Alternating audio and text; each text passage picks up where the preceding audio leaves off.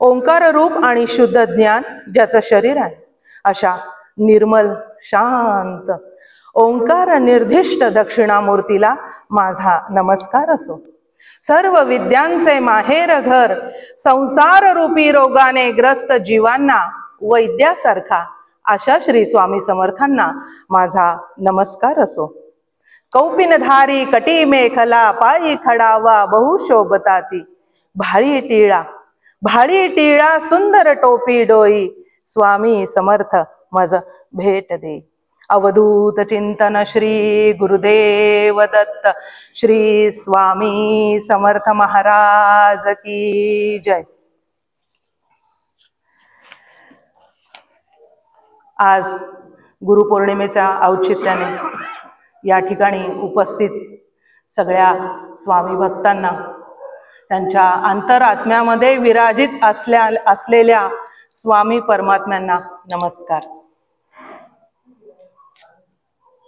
अहोभाग्य परमभाग्य.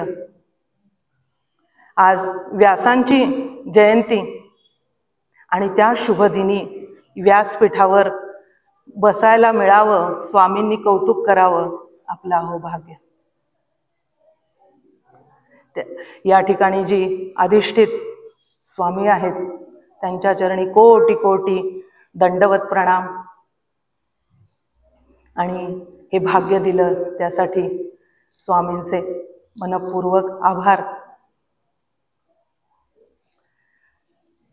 समर्थ रामदास स्वामी दासबोधात म्हणतात की श्रोते जगदीश मूर्ती, श्रोते जगदीश मूर्ती, तेथे माझी काय व्युत्पत्ती, मूढमती बालक सलगी करीतो. खरंच आज स्वामी भक्त मिलिंदजी आहेत आणि अशा श्रेष्ठ विभूतीच्या समोर मूढमती बालक सलगी करीतो. बोबडे बोल या ठिकाणी आपण प्रेमाने श्रवण करावे अशी श्रोत्यांच्या चरणी विनंती. आणि आपल्या या प्रवचनरूपी पुष्पाला या ठिकाणी सुरुवात करते. आज व्यास पौर्णिमा आणि आज इतका सुंदर मणिकांचन योग जुळून आलेला आहे की आज गुरुवार, स्वामींचा आवडता वार. असं म्हणतात की गुरुवारी स्वामी त्रिखंडामध्ये भ्रमण करायला निघतात. शिवर शंकर नमामि शंकर शिवशंकर शंभो, हे गिरिजापती भवानी शंकर शिवशंकर शंभो, असा जय जयकार करत स्वामी माऊली त्रिखंडामध्ये भ्रमणासाठी निघून जातात. आणि असं म्हणतात की सगळे दिवसच स्वामी कृपेंचेच असतात, पण आज ही जी गुरुपौर्णिमा आहे ती विशेष आहे, कारण स्वामी तत्व आज भूतलावर 1000 पटीनं आपल्यावरती कृपा करायला आलेलं आहे.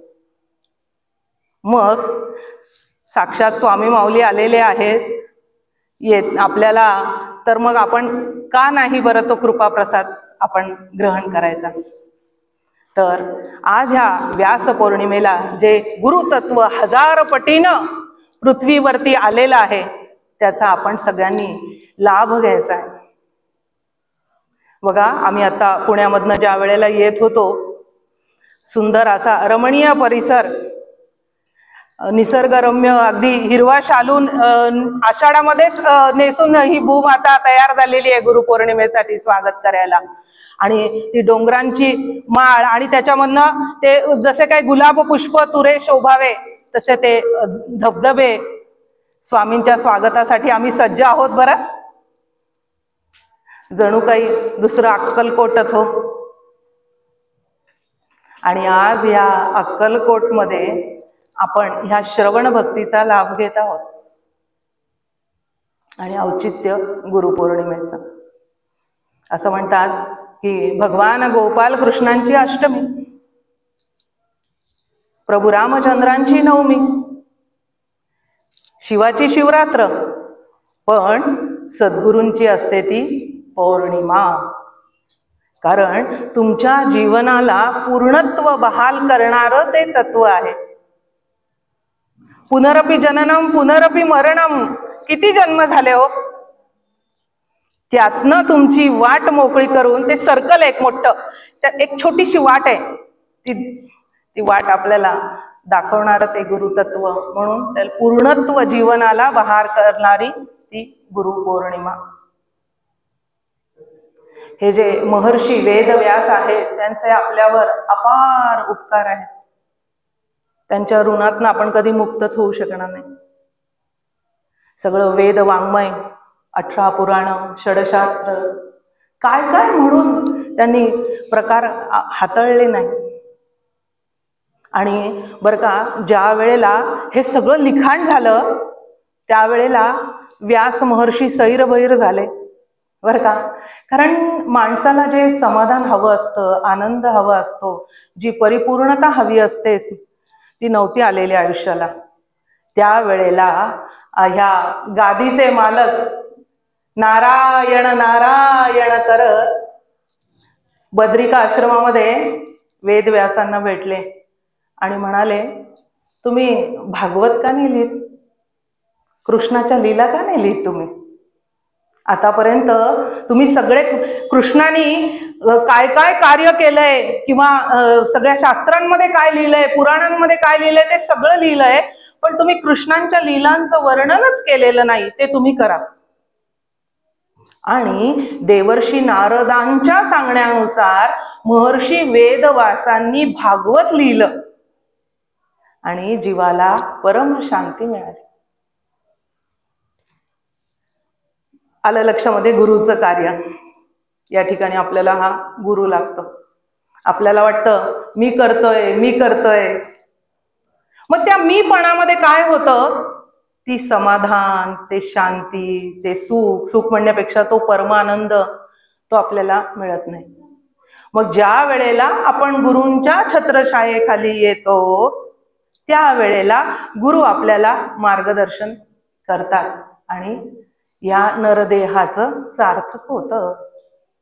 83,99,999 किती जन्म झाले, आपण फिरतोच आहे. मग आता आपल्याला कळलंय की खरं सुख स्वामींच्या चरणांपाशी आहे. मग ह्या स्वामींच्या आज्ञेमध्ये राहणं, त्यांना आवडेल असं कार्य करणं, हे आपलं प्रथम कर्तव्य आहे. आज ही जी व्यास पौर्णिमा आहे ना, या महर्षी व्यासांना काय म्हटलं जातं माहिती का? एक फार सुंदर श्लोक आहे. एक कवी वर्णन करतात, अचतुर्वदनो ब्रह्मा, नीट ऐका हा, अचतुर्वदनो ब्रह्मा द्विबाहुर परिहरिहि अभाललोचनो शंभूर भगवान बादरायण. काय म्हणतात हे कवी की महर्षी वेदव्यास कसे आहे? चतुर्वदनो, म्हणजे ब्रह्मदेवांना का किती मुख आहे? 4, पण एक मुख असलेले महर्षी वेदव्यास हे ब्रह्मा आहेत. चतुर्वदनो. नंतर म्हटले द्विबाहुर परो हरिहि, म्हणजे विष्णू चतुर्भुज आहेत तर 2 बाहू असलेले हे महर्षी वेदव्यास विष्णू आहेत. नंतर पुन्हा काय म्हणतायत कवी? आणि अभाललोचन, 3रं नयन नसलेले भगवान शिवशंभू आहेत. म्हणजे ब्रह्मा विष्णू महेश तिन्ही जेव्हा एकत्र आले त्यावेळेला महर्षी वेदव्यासांचा अवतार झालेला आहे. म्हणून व्यासपीठाचे खरे मालक, त्यांच्यापासून ही परंपरा सुरू झाली. कारण त्यांनी एवढ्या मोठ्या वेदांच्या ज्या राशी होत्या त्यातनं वेदांचं विभाजन केलं. आपण म्हणतो आम्ही हा शोध लावला, ही माहिती आता मोबाईलवरती एका बटनामध्ये, एका क्लिकमध्ये लोकेशन, काय नाही तुम्ही शब्द टाका, तुमच्या समोर हजर आहे. पण मला सांगा ते काय हो? सगळं जस्ट इन्फॉर्मेशन, माहिती आहे, ती ज्ञान नाही आहे. ज्ञान हे हजारो वर्षांपूर्वी महर्षी वेदव्यासांनी लिहून ठेवलेले आणि त्याचाच उलगडा आपल्याला होतोय आणि आपल्याला वाटतं की आम्ही शोध लावला, आम्ही हे केलं, आम्ही ते केलं. तुम्ही काही केलेलं नाहीये. फक्त कसं असतं बघा, आजकाल ते पार्लरमध्ये जातात ना, सगळेच जातात, तर त्या पार्लरमध्ये जाऊन देहाला जे सजवलं जातं ना, तसं त्या ज्ञानाला वेगळ्या प्रकारे ह्या लोकांनी सजवलंय आणि आम्ही केलं. ह्या ज्या 84 लक्ष योनी आहेत ना, त्या व्यतिरिक्त कुठला जीव नाहीच आहे या भूतलावर. सगळं दासबोधामध्ये वर्णन करून ठेवलेलं आहे. आपल्याला माहित नसतं, आपलं अज्ञान असतं. आणि काय होतं, आपल्याला थोडंसं कळलं की आपल्याला वाटतं मी मोठा, हा अहंकार. पण अहंकाराचा फुगा फुगता फुगता फुगू लागतो, पण कधी फुटेल याचा नेम नसतो. लक्षात घ्या. आणि कसं आहे, ह्या महर्षी वेदव्यासांचं भाग्य, त्यांचे लेखनिक साक्षात गणपती बाप्पा झाले, बुद्धीची देवता.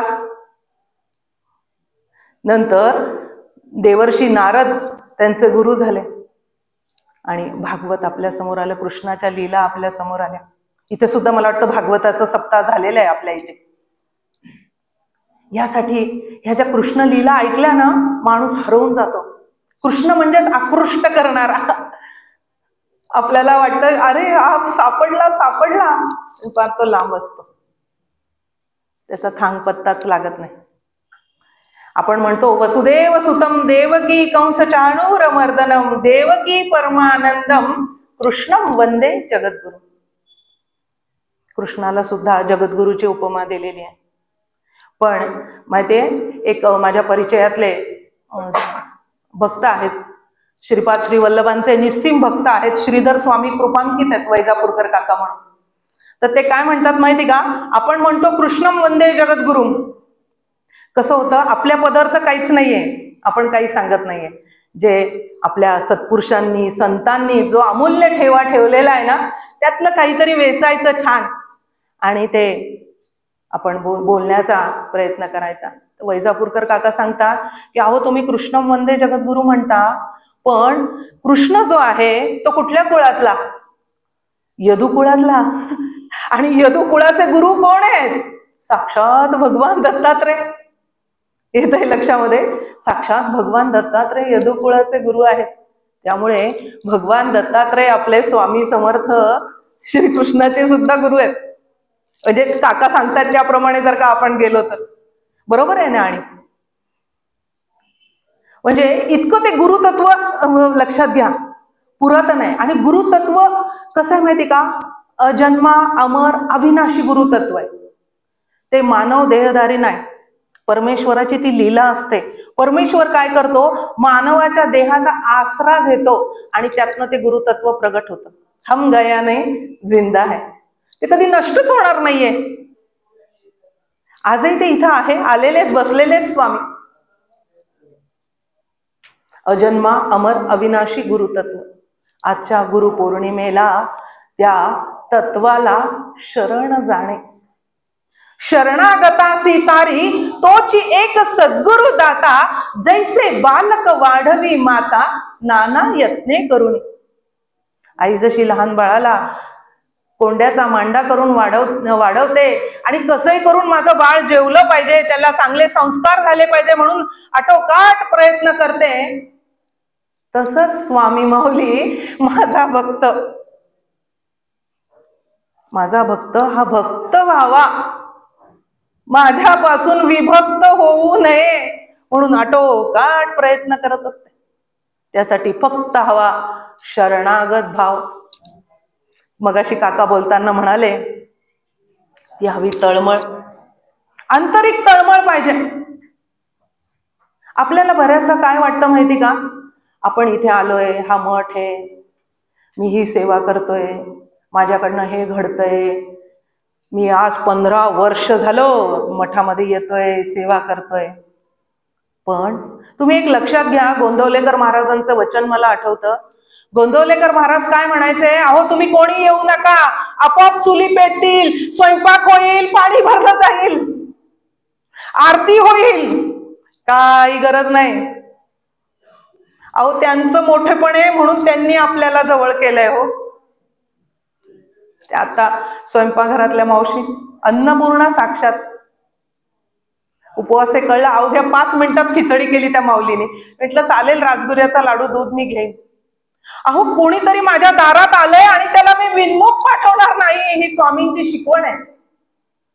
गुरुर ब्रह्मा गुरुर विष्णू गुरुर देवो महेश्वरा. मग ही माझी माऊली जी आहे ना, हे तिन्ही एक शक्ती एकवटून मोठी झाली. अजून मी एका पुस्तकामध्ये वाचलं होतं की तुमचे गुरु कसे हवे, वजनदार, शरीरयष्टीने नाही बरं का. कसं होतं, आपल्याला आपल्या प्राईम मिनिस्टरांना भेटायचं असेल तर काहीतरी मधली ओळख पाहिजे ना चांगली. नाही नाही, इनको अंदर जाने दो, अच्छे लोग आहे.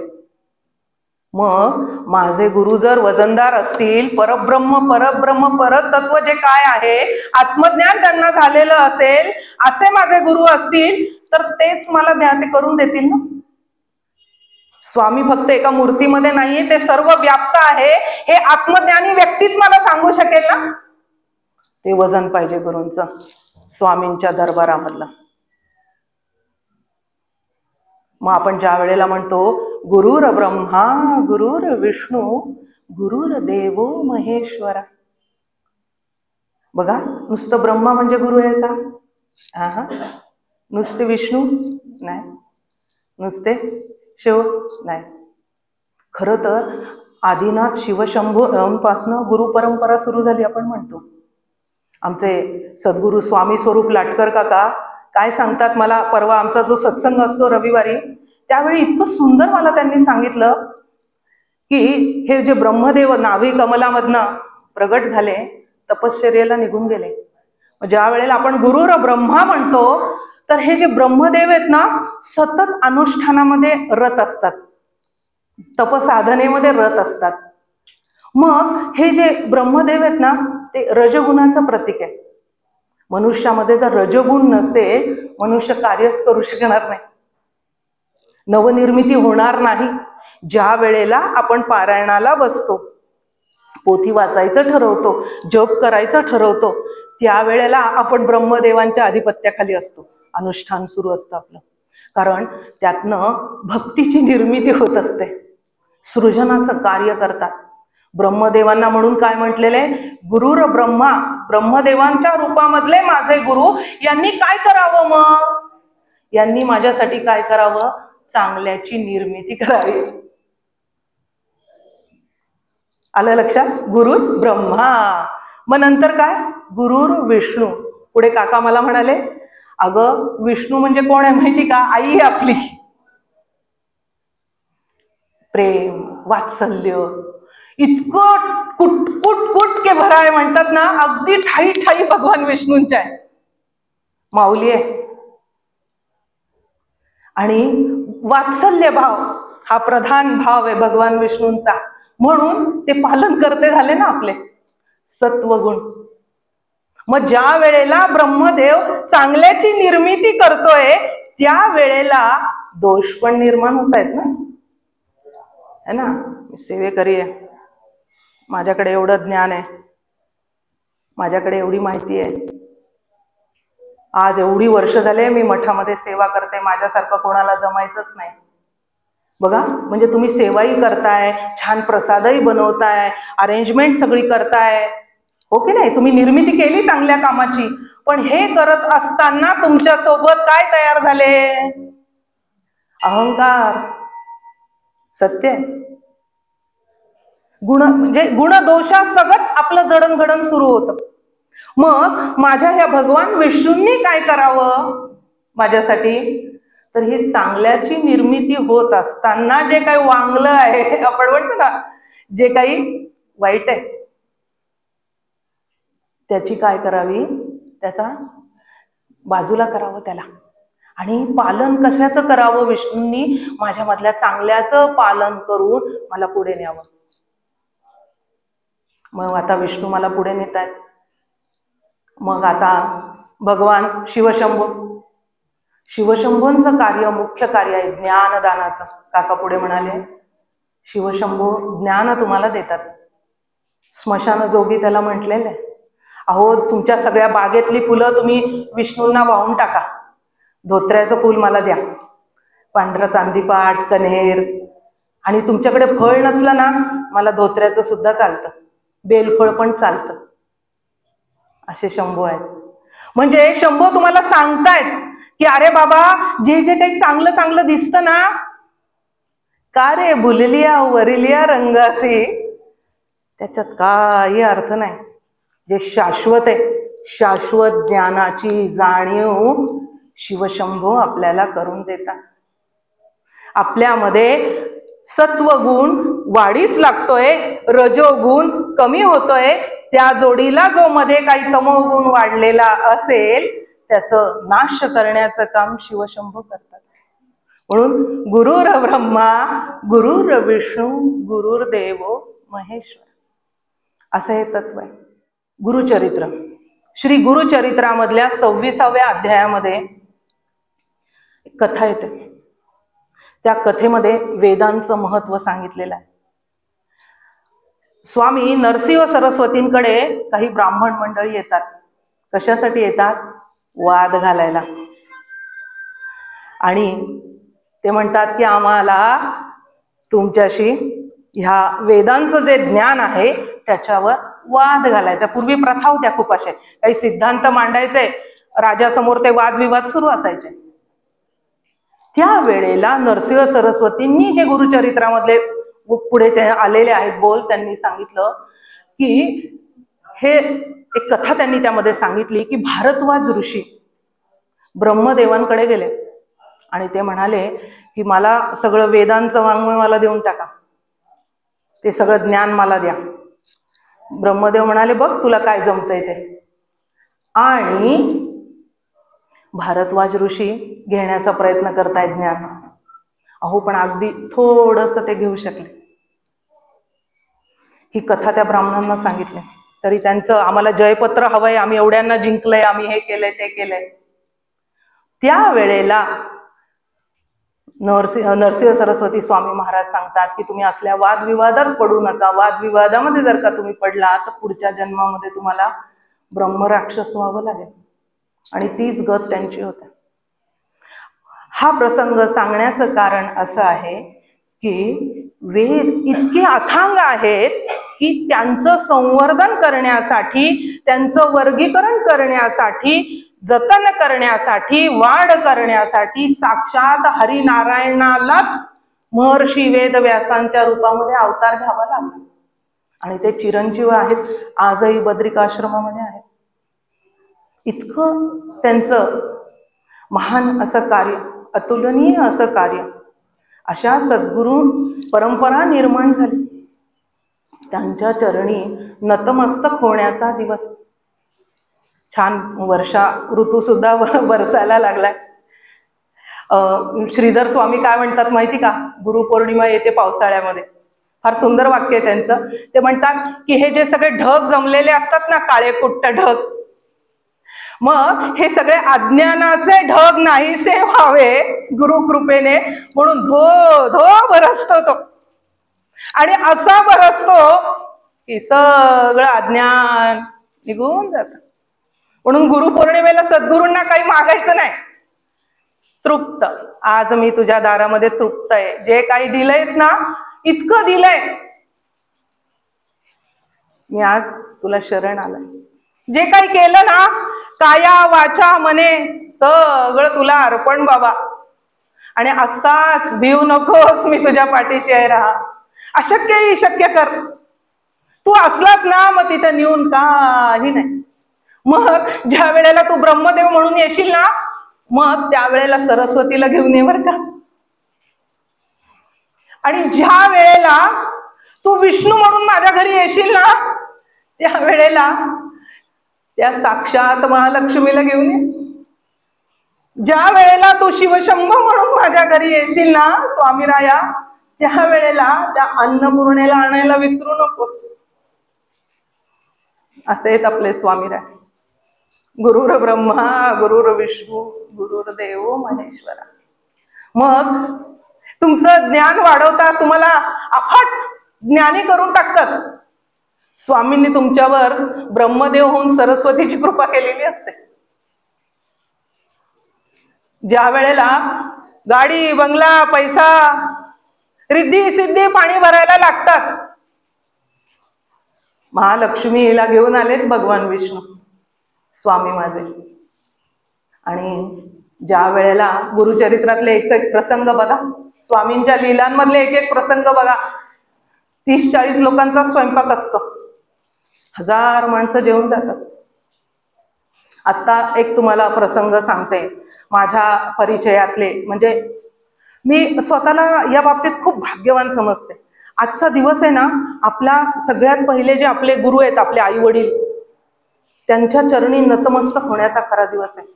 कारण आपण भाग्यवान, आपल्याला चांगले आईबाप लाभले, त्यामुळे आपण गुरु कार्यामध्ये येऊ शकलो. कारण की अहो शुद्ध बीजा पोटी फळे रसाळ गोमटे, आई बापांनी आपल्यावर चांगले संस्कार केले म्हणून आज आपण स्वामींच्या दारात आहोत, नाहीतर माहिती नाही कुठे असतो. मग स्वामी आपल्या आई वडिलांची पुण्याई म्हणून आपण इथे आलो. मी तुम्हाला सांगते, आपलं स्वतःचं हुशारकी असं नाही. इयत्ता 8वीत असतानाच गुळवणी महाराजांचे, कालच आमच्या गुरूंचा तिथे प्रवचन होतं माझं, गुळवणी महाराजांचे शिष्य आबा मोहोळकर सोलापूरचे गुरुमंत्र मिळाला. आणि आमच्या घरी माझ्या बाबांच्या पुण्याईमुळे सोनईचे महाराज माहीत असतील तुम्हाला, नगरच्या तिकडे सोनईचे महाराज आमच्या घरी येत होते. नंतर गुळवणी महाराजांचे पुढचे उत्तराधिकारी कवीश्वर महाराज आमच्या घरी येत होते. त्यानंतर ढेकणे महाराज महाराजांच्या गादीवर बसले, ते आमच्या घरी येत होते. आणि आता शरद जोशी काका आहेत, अजून घरी येण्याचा योग आला नाही. म्हणजे ही सगळी मंडळी आपल्या घरी येत होती. आणि हे कशामुळं? आमच्या वडिलांच्या पुण्याईमुळे आणि त्यांच्या कृपेमुळे स्वामींनी हे लाड केलेत आपले. एक परमपूज्य शिरीषदादा कवडे, आता दुसरा सांगते प्रसंग बघा. शिरीषदादा कवडे जे आहेत ते आपल्या अभंग निरूपणामध्ये असं सांगतात की हे जे संत मंडळी आहेत ना, त्यांच्या जीवनामध्ये अनेक चमत्कार घडतात. जसं मी म्हटलं ना, अन्नपूर्णा होते, अन्न संपत नाही, पैसा संपत नाही. तसं दादा त्यामध्ये काय वर्णन करतात माहितीये की आई असते, आई काय करते, तिच्या बाळाला छान नाऊ माकू घालते, छान अंगडं टोपडं घालते, काळा टीट लावते, सजवते, बरं छान बाळ तयार करते. अगदी नकट असलं तरी बरं का, छान गोरं गोमटं असो किंवा काळं कसंही असो, तयार करते आणि बाहेर घेऊन येते आणि सारखं सगळ्यांना दाखवते बरं का. आणि मग काय होतं, कोणीतरी म्हणतं, हा काय छान दिसतंय ना बाळ, खुश माऊली. त्या बाळाला काही कळलं का बरं? आईने अंगडे टोपडे घाला, टीट लावा, दागिना घाला, कानातले घाला, काय म्हणजे त्याला काय तुम्ही करा, त्या बाळाला काही कळत नसतं. पण आई त्या बाळाचे इतके लाड करते, त्याचं कोड कौतुक करते. आणि तिला आनंद केव्हा होतो, जेव्हा बाहेरची मंडळी म्हणतात, काय सुंदर बाळ आहे हो तुमचं, काय हुशार आहे हो, काय पाठांतर आहे तुमच्या बाळाचं, बापरे, मुठभर मास आईच्या अंगावर चढतं. अहो तसा परमेश्वर हा संतांच्या घरी आपलं हे बाळ असतो, ते भक्त कोड कौतुक करतात, त्याला काही कमी पडू देत नाही. हा माझा शिष्य आहे ना, हा माझे बाळप्पा महाराज आहेत ना. मग तुम्ही बाळप्पा महाराजांच्या घरी गेला गुरु मंदिर मध्ये, मग त्या बाळप्पा महाराजांची दारामध्ये तुम्ही गेल्यानंतर तिथे तुम्हाला नक्की दैवी काहीतरी अनुभव येणार. तर तो अनुभव डायरेक्ट स्वामींनी केलेला असतो, कारण की माझं हे बाळ आहे ना, त्याचं कौतुक. मग बापरे, महाराजांची कृपा आपल्याला वाटतं, ती लीला त्यांचीच असते. ते आपल्या सगळ्यांचं कोड कौतुक करत असतात त्या मार्फत. त्यांना बरोबर वाटतं, वा मुठभर माझा भक्त आहे. असं म्हटलं जातं की प्रत्येक शिष्य हे गुरुचं प्रतिबिंब असतं. म्हणून बघा, तुम्ही बाळप्पा महाराजांकडे बघा, चोळप्पा महाराजांकडे बघा, स्वामी सुतांकडे बघा, ती सुंदराबाई पण बघा, अहो ती पण भाग्यवान व काहीतरी पुण्याई होती ना, म्हणून स्वामींनी जवळ केलं ना.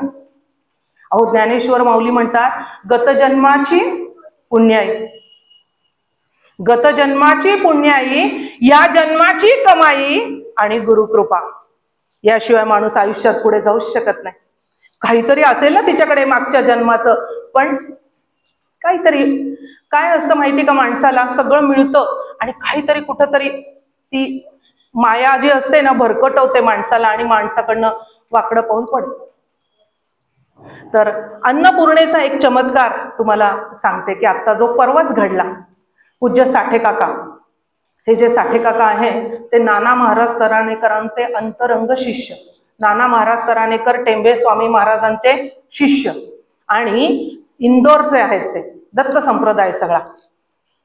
तर या नाना महाराज तराणेकरांची 17 वर्ष साठे काकांना सेवा करायला मिळाली. अगदी सगळं आंघोळ घालणं, कपडे बदलणं, अगदी शी शू पासून सगळं करायला मिळालं. इतकं की नाना महाराज त्यांना म्हणायचे श्रीखंड्या, विश्वास काकांना. तर साठे काका पुण्यामध्ये आलेले आहेत आणि माझं भाग्य, मी जे म्हटलं ना 25 तारखेला, आता 25 मेला माझ्या घरी पण आले होते. अष्टमहासिद्धी प्राप्त आहेत साठे काकांना, पण त्यांनी त्या सगळ्या नाना महाराजांच्या चरणांवर अर्पण केलेल्या आहेत. काही नको, तुमची कृपा, सद्गुरूंची कृपा सर्वश्रेष्ठ.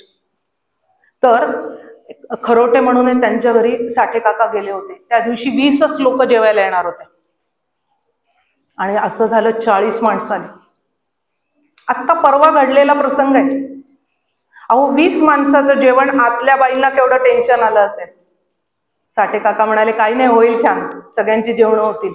40 माणसं जेवून गेली 20 माणसांच्या ह्याच्यात. आणि कुठं असं एवढूसं नाही बरं का, हातचं राखून नाही, अगदी पोटभर.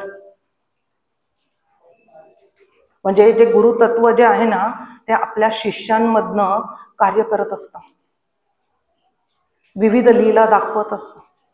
आणि त्या ठिकाणी ती जी लीला घडली अन्नपूर्णेची, ती ते साठे काकांचं कौतुक आहे नाना महाराजांनी केलेलं. अहो एक क्षण असा जात नाही त्यांचा. नाना महाराज की जय, नाना महाराज की जय, उठता बसता फक्त नाना महाराज की जय. आजही ब्राह्ममुहूर्तावर रोज नाना महाराज येतात, जळगावला आहेत का असतात साठे काका, आणि पूज्य नाना महाराज म्हणतात अशा 4च ओळीचं ते ब्राह्ममुहूर्तावरचं संभाषण असतं. असे साठे काका बसतात ध्यानाला, शेजारी नाना महाराज येतात आणि ते लिहितात. त्यावेळेला सांगतात नाना आज हे लिही. अशा पद्धतीने हे तत्व, म्हणजे नाना महाराज तराणेकर मला वाटतं 1993 साली त्यांनी ध्येय ठेवलेलं आहे. आजही लीला चालू आहे. आपल्या शिष्यांकडनं हे ते कार्य करून घेतात, असे शिष्य निर्माण करतात. गुरु शिष्य परंपरा आहे. मग ही परंपरा साक्षात भगवान दत्तात्रयांपासून सुरू झाली. 83,99,999 जन्म होऊन माणसाला मुक्ती नाही हे जेव्हा परमेश्वराच्या लक्षात आलं, त्यानेच मुद्दामून गुरुपीठ स्थापनेसाठी अत्री अनसूयांचं निमित्त करून ब्रह्मा विष्णू महेशांना एकत्र यायला लावलं. सत्व रज तम त्याच्या पलीकडे असलेलं निर्गुण निराकार तत्व दिसण्यासाठी तुम्हाला यावं लागेल एकत्र. आणि तुमच्या आमच्या भल्यासाठी त्या ठिकाणी गुरुतत्व भगवान दत्तात्रय प्रगट झाले अत्र अनुसूयांच्या घरी. तुमच्या आमच्या कल्याणासाठी परमेश्वराने केलेली ही सगळी लीला आहे. आणि आपण एवढे भाग्यवान आहोत की आपण स्वामींच्या चरणांपाशी, स्वामींनी आपल्याला जवळ केलेलं आहे. लक्षात घ्या. पण स्वामींना काय, तुमचे षडविकार जे आहेत ना ते सगळे बाजूला ठेवायला लागतात. असं ते आहे. गुरुतत्व अगाध आहे, त्याचा महिमा अगाध आहे. ते तत्व आहे, लक्षात घ्या. तत्व लक्षात येत नसेल तर एक साधं उदाहरण सांगते. आता ही खुर्ची आहे. खुर्ची कशापासून बनलेली आहे ही? आता प्लॅस्टिकची, पूर्वी लाकडाची असतात. पण या प्लास्टिक पासून अनेक वस्तू तयार होतील ना, वेगळ्या वेगळ्या वेगळ्या वेगळ्या. पण त्याच्यामध्ये मेन इन्ग्रेडियंट काय, मेन मटेरियल काय? प्लास्टिक. म्हणजे हे तुच्छ उदाहरण झालं, पण समजण्यासाठी लक्षात घ्या. साक्षात परब्रह्म परमेश्वर निर्गुण निराकार आहे. गुरुतत्व अस्तित्वात आलं भगवान दत्तात्रयांच्या रूपामध्ये, आणि ते वेगळ्या वेगळ्या, कधी श्रीपाद श्रीवल्लभ होतं, कधी नरसिंह सरस्वतींच्या रूपात, कधी साक्षात स्वामी माऊलींच्या रूपात. आणि मग त्यांना देह धारण करायला लागतो तुमच्या आमच्यासाठी. कारण की कसं आहे माहिती का, आपण सगुणातले आहोत. आपल्याला देह पंचमहाभूतांनी बनलेला, आणि मग या पंचमहाभूतांनी बनलेल्या देहाला तसंच दाखवलं तर तो खरं म्हणतो ना. बाप दाखव नाही तर श्राद्ध कर. त्याला पटत नाही निर्गुण, आम्ही मानत नाही. मग त्यासाठी परमेश्वराला ही सगुण लीला करावी लागली. मग कधी श्रीपाद श्री वल्लभ होतात, कधी नरसिंह सरस्वती होतात, कधी स्वामी महाराज होतात, कधी टेंबे स्वामी महाराज होतात, कधी गुळवणी महाराज होतात. अनेक रूपामध्ये ते अवतार घेतात. कधी तुकोबराय, कधी माऊली, कधी एकनाथ महाराज, अनेक रूपामध्ये. आणि आपलं कार्य चालू ठेवतात. म्हणजे ते गुरुतत्व कसं आहे, अजन्मा अमर अविनाशी गुरुतत्व आहे. ते अनादी कालापासून सुरू आहे. आणि आपण भाग्यवान, आपण त्या गुरुतत्वापाशी जवळ आलो. मग ह्या गुरुपौर्णिमेचं औचित्य फार महत्वाचं. शरणागत आपल्याला स्वामींच्या चरणांपाशी आज व्हायचं आहे आपल्याला. आणि आजचा विषय आपण काय घेतला, गुरु कृपा प्रसाद. मग हे जे गुरु शब्द जो आहे ना, आद्य शंकराचार्यांनी गुरु शब्दाची फार सोपी व्याख्या दिली. ते काय म्हणतात माहिती का, हितोपदेश जी व्यक्ती करते ती गुरु. मग मला सांगा, भगवान दत्तात्रयांनी 24 गुरु केले की, जो जो जयाचा घेतला गुण तो तो गुरु केले आम्ही जाण. गुरुसी आले अपारपण संपूर्ण जग गुरु दिसे. मग या ठिकाणी सगळं जग गुरु दिसतंय. मग हे जे गुरु आपल्याला सगळे जग दिसायला लागलेलं आहे, वेगळ्या वेगळ्या क्षणाला आपल्याला त्यांच्याकडनं मार्गदर्शन मिळत असतं. आता आपण समजा रस्त्याने चाललोय, वाट चुकलो तर आपल्याला काय होतं, एखादा मुलगा येतो आणि मार्ग दाखवून जातो. तो पण आपला त्या क्षणासाठी गुरु असतो, कारण की त्याने आपल्याला मार्ग दाखवलाय. मग गुरु हा शब्द जो आहे त्यातला गुकार जो आहे तो अंधकाराचा, रुकार जो आहे प्रकाशाचा. अज्ञानतिमिरांधस्य ज्ञानांजन शलाकया चक्षुरुन्मीलितं येन तस्मै श्री गुरवे नमः.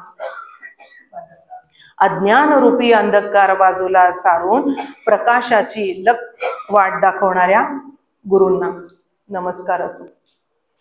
मग गुरु काय करतात तर ती जी शलाका, ती जी काडी आहे ना, त्यांनी अंजन, असं अंजन घालतात की ह्या चर्मचक्षूंना त्याच्या पलीकडचं दिसायला लागतं. हा देह काय आहे, नश्वर आहे, आज आहे उद्या नाही. कसं आहे, गुरुच्या कृपेस पण आपण पात्र व्हायला लागतं. आता बघा, जे दुधाचं भांड असतं त्या आतमधनं दूध आपण त्यातनं रिकामं केलं तरी आतमध्ये साय बी सगळं भरपूर असतं. मग ते साफ करायला माणसाला वेळ लागतो भरपूर, बाहेरनं पटकन स्वच्छ होऊन जातं. तसं अंतरंग रूपी जे भांड आहे ना, ते आपल्याला जे षडविकार आहेत, षडरिपू आहेत, त्यापासून आपल्याला त्याला स्वच्छ करून बाजूला करू. जेव्हा आपण करू ते विकारांपासून जेव्हा आपण बाजूला जाऊ, त्यावेळेला आपण त्या गुरुच्या कृपेस पात्र ठरू.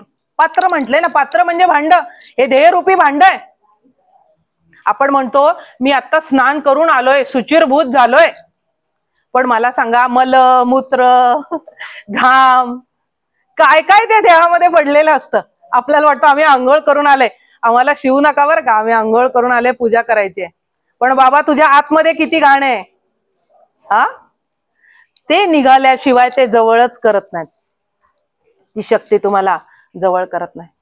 आणि ज्या वेळेला ती शक्ती जवळ करते त्यावेळेला तुम्हाला जे मिळतं त्याला गुरु कृपा प्रसाद.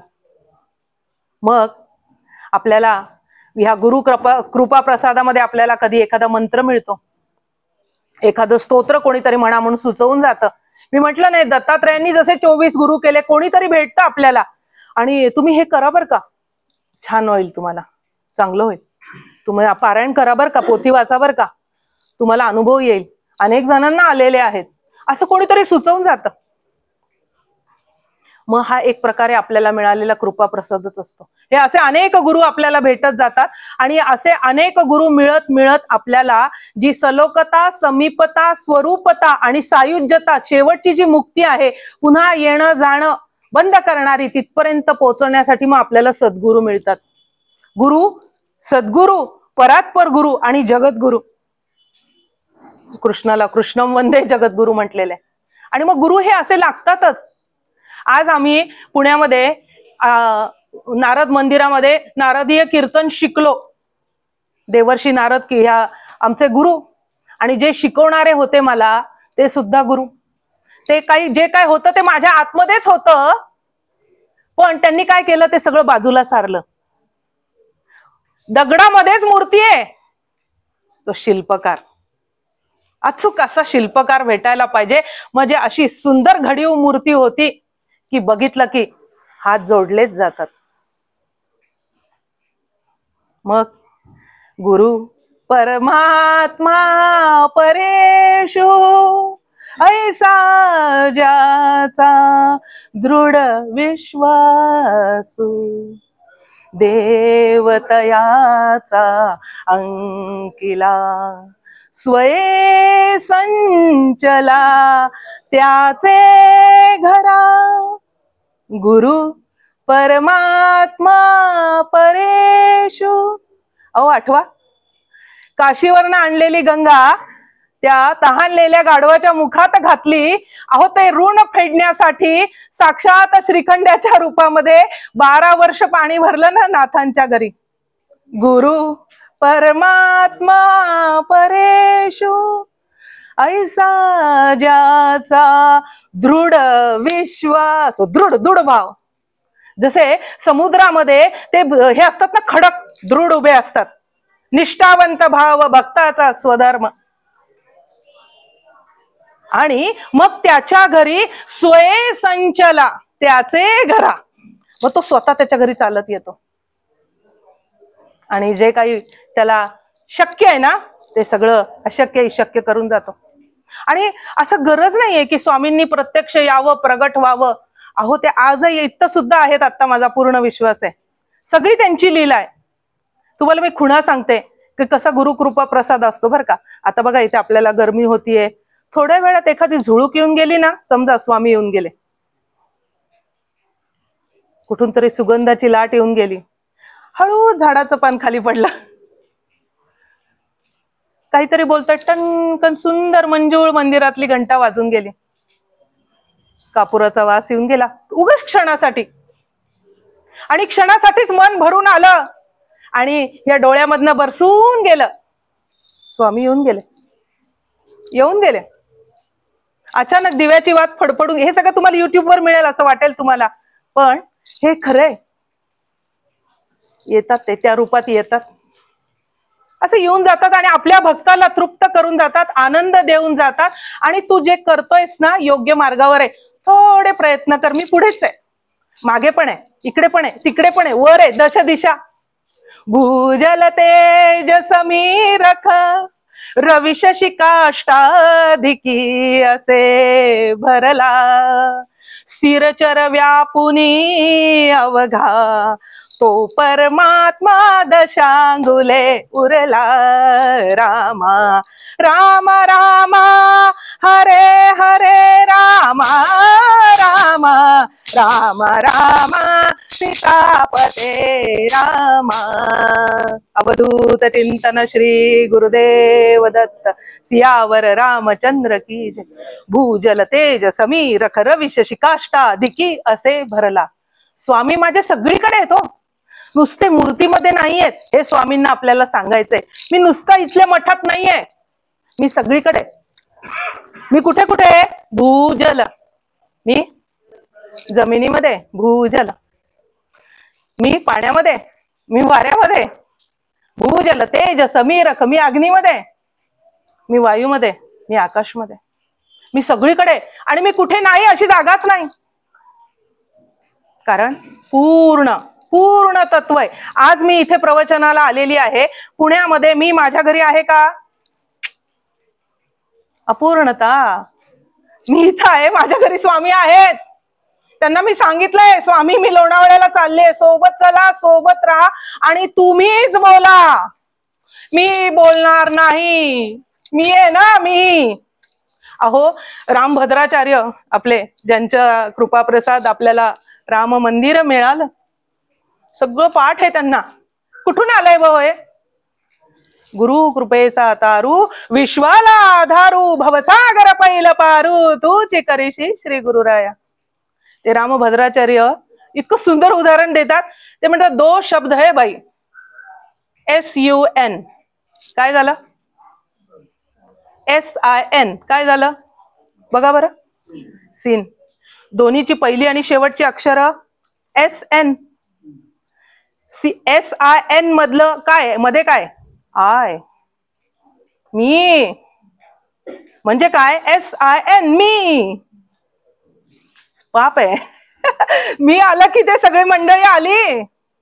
आणि जेव्हा SUN, you, you Swami, you तुम्ही, फक्त तुम्ही, बास, बाकी काही नाही. मला तुम्ही निवडलं ह्या कार्यासाठी. टिकम काकांशी बोला, डोळे भरून येतात त्यांचे सारखे सांगताना. आम्ही कोणी नाही. अन्नदानाच्या पवित्र अशा उद्देशानं 4 मंडळी जमा झाली आणि हे सगळं वैभव स्वामींनीच निर्माण करून घेतलं. भूजल तेज समीर ही भूमी पवित्र. स्वामींनी लोणावळ्यामधला हाच भाग का निवडावा? इथे येणारं पाणी गंगा आहे साक्षात. रुद्राक्षाचं झाड, मागच्या वेळेला आले होते मी, अहो मी चप्पल काढणार तिथे समोर रुद्राक्षाचं मला फळ मिळालं. कृपा आहे ही. मी आले, स्वामी घे बाळा, घे तुला रुद्राक्ष, गळ्यात घाल तुझ्या, तुझं कौतुक करताय मी. कळलं पाहिजे आपल्याला. भूजल तेज समीरख. बसतो ध्यानाला आतमध्ये, ध्यान मंदिरामध्ये. एकदम छान वाटतं, मन लागतं आणि एक थंडावा, मस्तकाला गारवा जाणायला लागतो. इथे कुठेतरी वळवळ व्हायला लागते. ती जी कुंडलिनी आहे ना, वळवळ करायला लागते. भूजल तेज समीर खर विशेषी काष्टादिकी असे वरला. सगळीकडे येतो. फक्त गरज काय माहिती का, हा चष्मा आपण चढवलाय, तो चष्मा आहे ना, तो फक्त बाजूला काढायचा अहंकाराचा. मी SUN घ्यायचंय आपल्याला, SIN नाही. यू स्वामी सगळं तुम्ही. अहो त्यांनी ठरवलं, अनंत कोटी ब्रह्मांडाचे नायक आहे. स्वामींच्या आज्ञेशिवाय झाडाचं पान सुद्धा हलू शकत नाही. सगळं करणारे स्वामी आहेत. मग तिथे मी काय करतोय? काहीच करत नाही. ते करतात.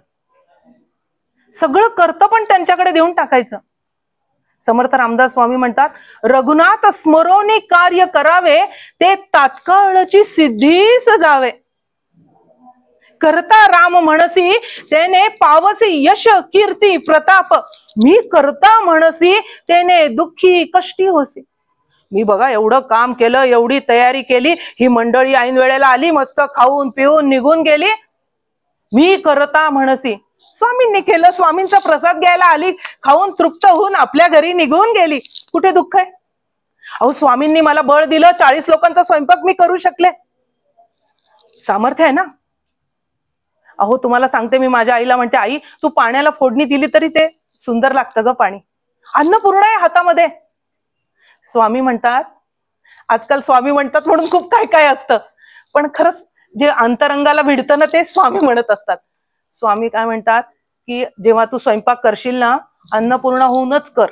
स्वामींना प्रसाद द्यायचा आहे, ही सगळी घरातली मंडळी त्यांना जेवू घालायचंय, म्हणून तू स्वयंपाक कर. मग मी येतोच जेवायला. जेवताना काय करायचं, स्वामी फार काही सोळं ओळं जमत नाही, माझी अडचण आहे बरं का, असंच भाजी चटणी भाकरी केलेली आहे स्वामी, नैवेद्य दाखवते, असं घास भरवावा तिथं जागेवर. अहो येतात, खाऊन जातात, खाऊन जातात. नंतरचा घास इतका गोड लागतो. मी करता म्हणसी गेलं, कसला स्वयंपाक केलं तर येतं का तिला? गेले, लांब गेले स्वामी. मी सगळा कमवतो, राब राब राबतो, या बायकांना काय आहे का इथे किंमत?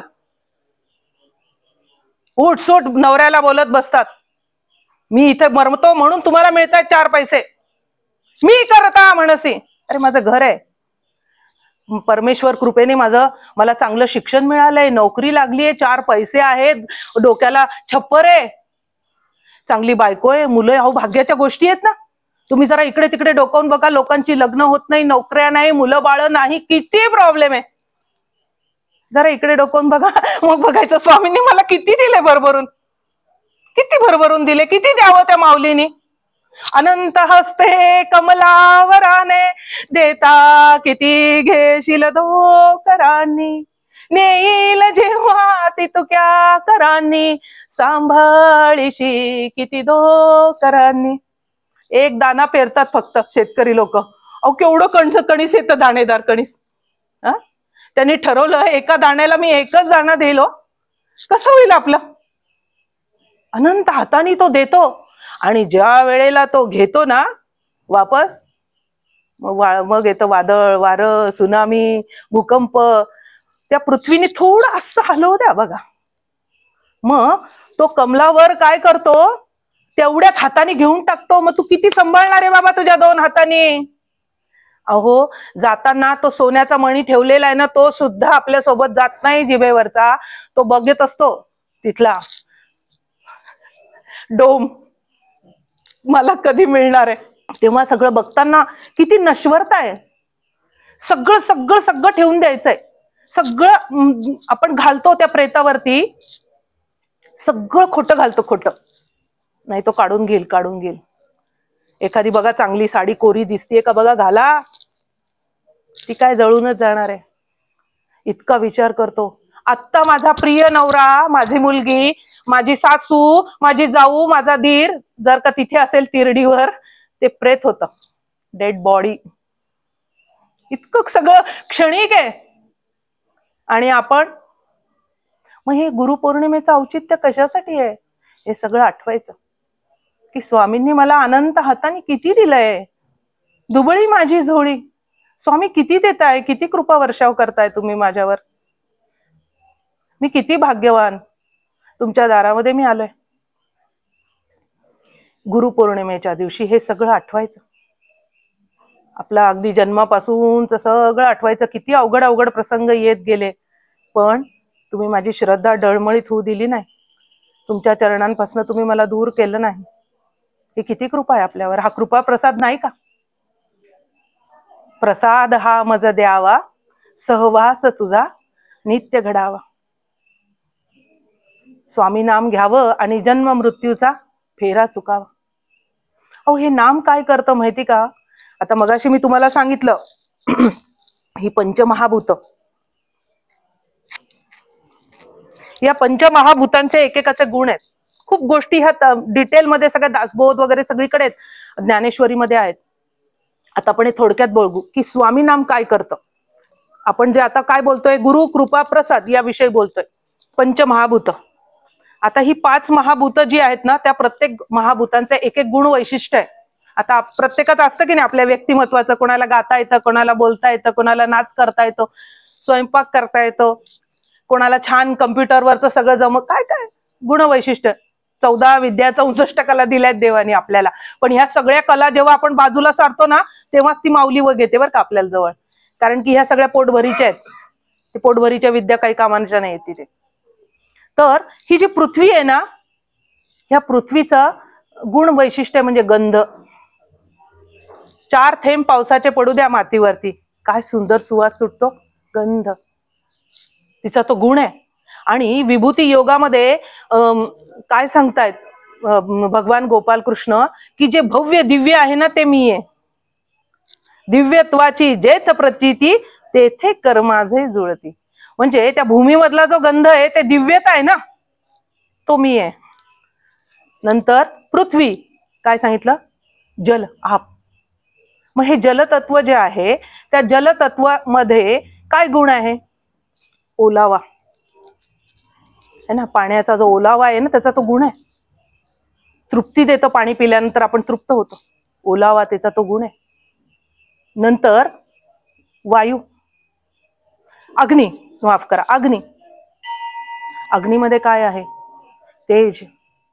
बघा, एखाद्या सत्पुरुषाच्या पाठीमागे कसं आभामंडल असतं, तसं आपल्या पण आजूबाजूला असतं बरं का. जेव्हा एखादी व्यक्ती येते ना, कधी कधी आपल्याला वाटतं की असं कसं तरी होतं, बाई का आली ही. किंवा एखाद्याच्या घरी जातो आपण, आपल्याला वाटतं अरे चांगलं नाही वाटत आहे मला बरं का इथे. आपोआप आपल्याला जाणीव व्हायला लागते, कारण की ते घराचं आभामंडल असतं, तेज असतं ते तुमचं. आणि तसंच एक एक आपल्या शरीरात आहे बघा. खाली पृथ्वी तत्व आहे, त्याच्यानंतर जलतत्व आहे, वर आलो बघा आपण. हा, त्याच्यानंतर काय पोटामध्ये वैश्वानर अग्नी, अग्नितत्व आलं तिथे. मग नंतर इथे वायू, हा, नंतर सूक्ष्म सूक्ष्म होत जातं पुढे वायू सुद्धा. आणि नंतर पुढे काय आलो आपण इथे? आकाश तत्व,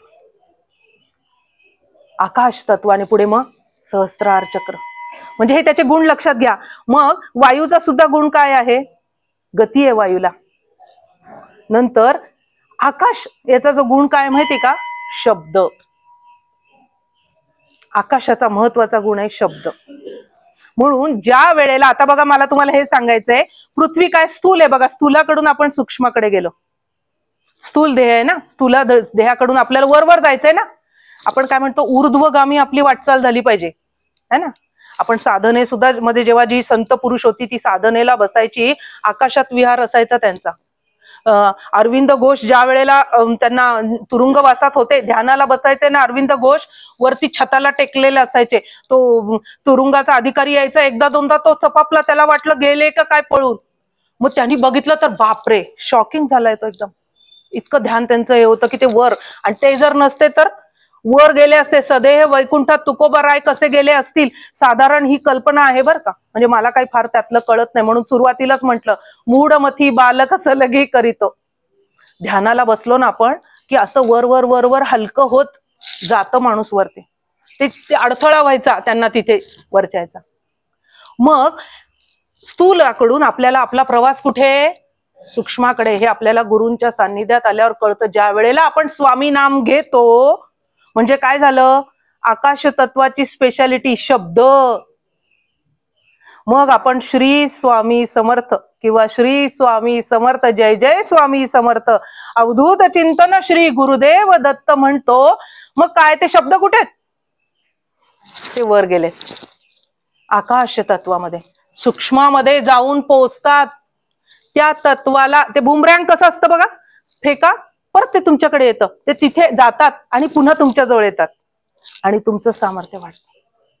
असं शब्द काम करतात. म्हणून मंत्र, स्तोत्र, पारायण याला महत्व आहे की त्या शब्दांच्या माध्यमातून तुम्ही ईश्वरी शक्तीशी जोडल्या जातात. आणि स्वामी नामाचा तर महिमा अपरंपार आहे. एक प्रसंग, छानसा प्रसंग आपल्या समोर सादर करते.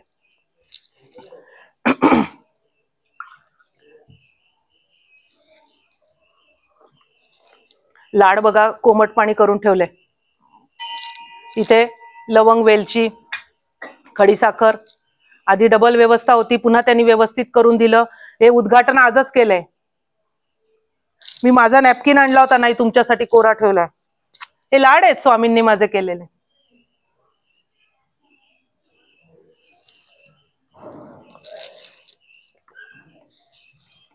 ज्या वेळेला स्तोत्र मंत्र म्हणतो आपण त्या तत्वाशी जोडल्या जातो. त्या ध्यानाच्या खोलीमध्ये जाऊन बसा, डोळे मिटा आणि एक माळ फक्त ओढा.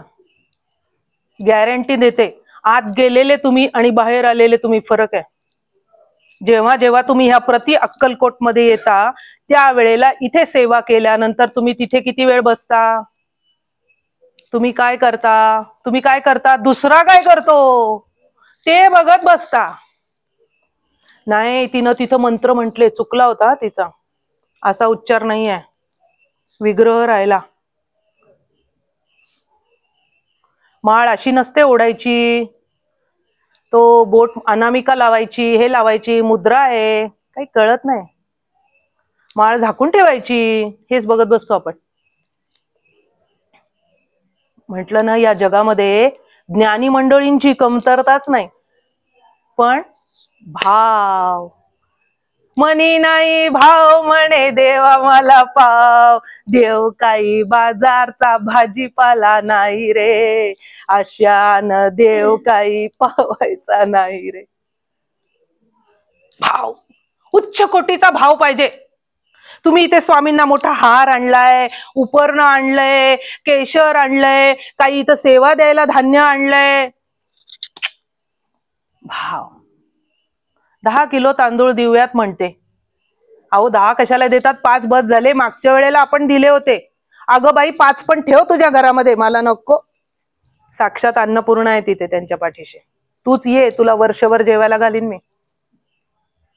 आहे ना. काय होतं, बोलता बोलता आपण एकेरी बोलत जातो बघा. तर आपला देवच असा आहे, त्याच्याशी आपण आहो जाओ करतच नाही. माझा कृष्ण, माझा काळा, माझा कान्हा, माझा रामराया, आहो जाओ नाहीच. आहो जाओ केलं की दुरावा येतो. परमेश्वराला आपण प्रेमानेच बोलवतो. मग तो भाव पाहिजे, असा उच्च कोटीचा भाव. काही स्वामी समर्थांच्या सहवासात जी मंडळी आली होती त्यांच्याकडे होता. मी म्हटलं ना, गत जन्माची पुण्य आहे, या जन्माची कमाई. तुम्ही आता तुमच्या आयुष्यामध्ये जे काही होतंय ते केवळ आणि केवळ मागचं आहे. आता तुम्ही जे करताय त्यावर तुमचा उद्या राहणार आहे. आज तुम्ही ज्या ज्या लोकांना त्रास दिला, ज्यांचा तुम्ही अपमान केला, कोणाला तुम्ही बोलला, कोणाचं तुम्ही चांगले कर्म केले, कोणाला मदत केली, त्या सगळ्या नोंदी तिथे होत आहेत.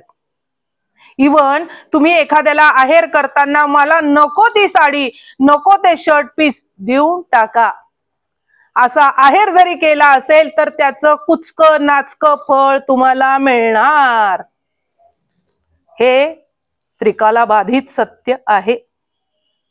या जन्माची कमाई. मग बघा मागचं काय होतं, आत्ता काय करताय, त्यावर गुरु कृपा प्रसादाचं पारड. बघा कुठलं वाढवायचंय, SUN का SIN ठरवायचंय. मग अनेक मंडळी स्वामीं बघा छेले खेडे क्रामी प्रगट झाले आणि देह ठेवला स्वामींनी. 750 वर्षांचा कालखंड होता. फक्त शेवटचे 21 वर्ष स्वामींनी तिथे लीला केलेल्या आहेत आणि नंतर समाधीची लीला अक्कलकोटला झाली आहे. स्वामी त्या एकाच देहामधनं कार्य करत होते.